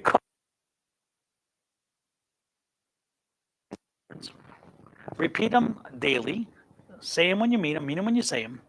And do not be surprised when you get the results that you want. And then when they do, one more point about this. Always be thankful and be grateful. Always give gratitude to the universe because they gave you a gift, and always be thankful, making sure you thank them. Because I just think if you don't thank them, you may tempt fate a little bit. And I don't even want to go there. So I'm like, I make sure I give gratitude and thankfulness. When you do, no, you have to be specific. For instance, if you want to have a certain amount of money using that, and a certain day, you I would say if I were to be needing a certain amount of money on a certain day, it's April 1st. It's April 1st, and I have the money that I needed to pay a bill. pay off a car, to do whatever. I could say, if you know a specific number, just to have that number. Say you want your bank account, then put that there. If you pay a tuition and you say, I want and there's this, Angie will tell you, yeah, go ahead. I did the specific tuition, like I needed, to do on my son's tuition. Try the 360. Both down. It's like you ask what you want 3 times, you get break.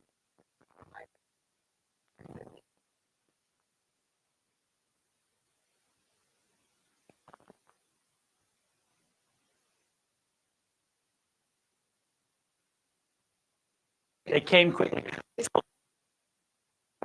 No, I just knew. And I didn't even say it like I needed. Like I said, I need the money to pay my son's tuition. I didn't put a date on it or anything.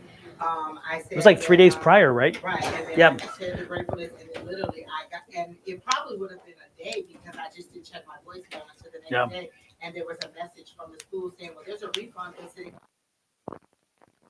Just didn't know where to mail it to, and so the money had just been sitting there waiting for me to believe in the affirmation. And so once I believed, the information was presented to me. So it's like your higher power was saying it was already there. You just needed to believe that it was for you. Yep. And Angie was just saying, she's a person here. She was saying that she used the affirmations for purpose for tuition for the son. She said, I need this money. And she's like, the money is there. The money is there. And sure enough, a day later, a day or two later, she gets what it is she asked for. And it came out of nowhere. Again, this is money that was not in her purview at the time, and it's just like I asked for it, it comes. So again, it's the believing, and of course when it happened, she's like, hell yeah. So again, and affirmations work again. It's amazing. You're like, okay, damn, wow, that's cool. It's like this is a great opportunity. I mean, the opportunity allows itself. It allows you to take control. So you don't have to. You're not turning it over. You're not turning it whatever. You're taking control and saying, this is what I want. This is how it should happen, and it's going to happen. So make sure that you always know that you are the important component. It starts with you. So yes, when you ask the question, if you want a $1,000 April 1st or by April 1st, then you would make an affirmation on it's April 1st and I have X, or again, it's April 1st and I have the abundance I need, or I have the money I need. You can stay specific or as general as you want. But yes, you want it. If you want on a certain date, put on a certain date. Universe. Now it could come before then, which is the better part. But again, you put yourself, the affirmation puts you in the present tense at that time. So if you're at April 1, then on April 1, you say on April 1st, and I have. It's April 1st, and I am blessed to have. And make sure that you also give thanks. It's April 1st, and I am thankful that I have this amount of money that I asked for. See what I'm saying? Yeah. So yeah, be specific. As it goes back to the lottery ticket. I'm good. I won the lottery. Well, yeah. And then you get the $4. You go in and it said I won $4. Be careful. The lottery. You just didn't win the one you thought about. So there you go. Folks, I think we're just about out of time here.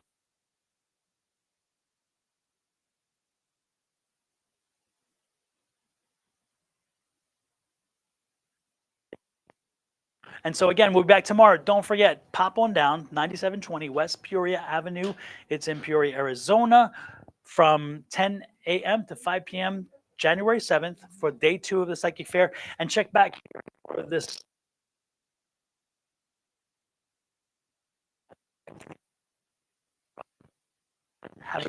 Thanks for popping in, and I will attach an image to the site. All right.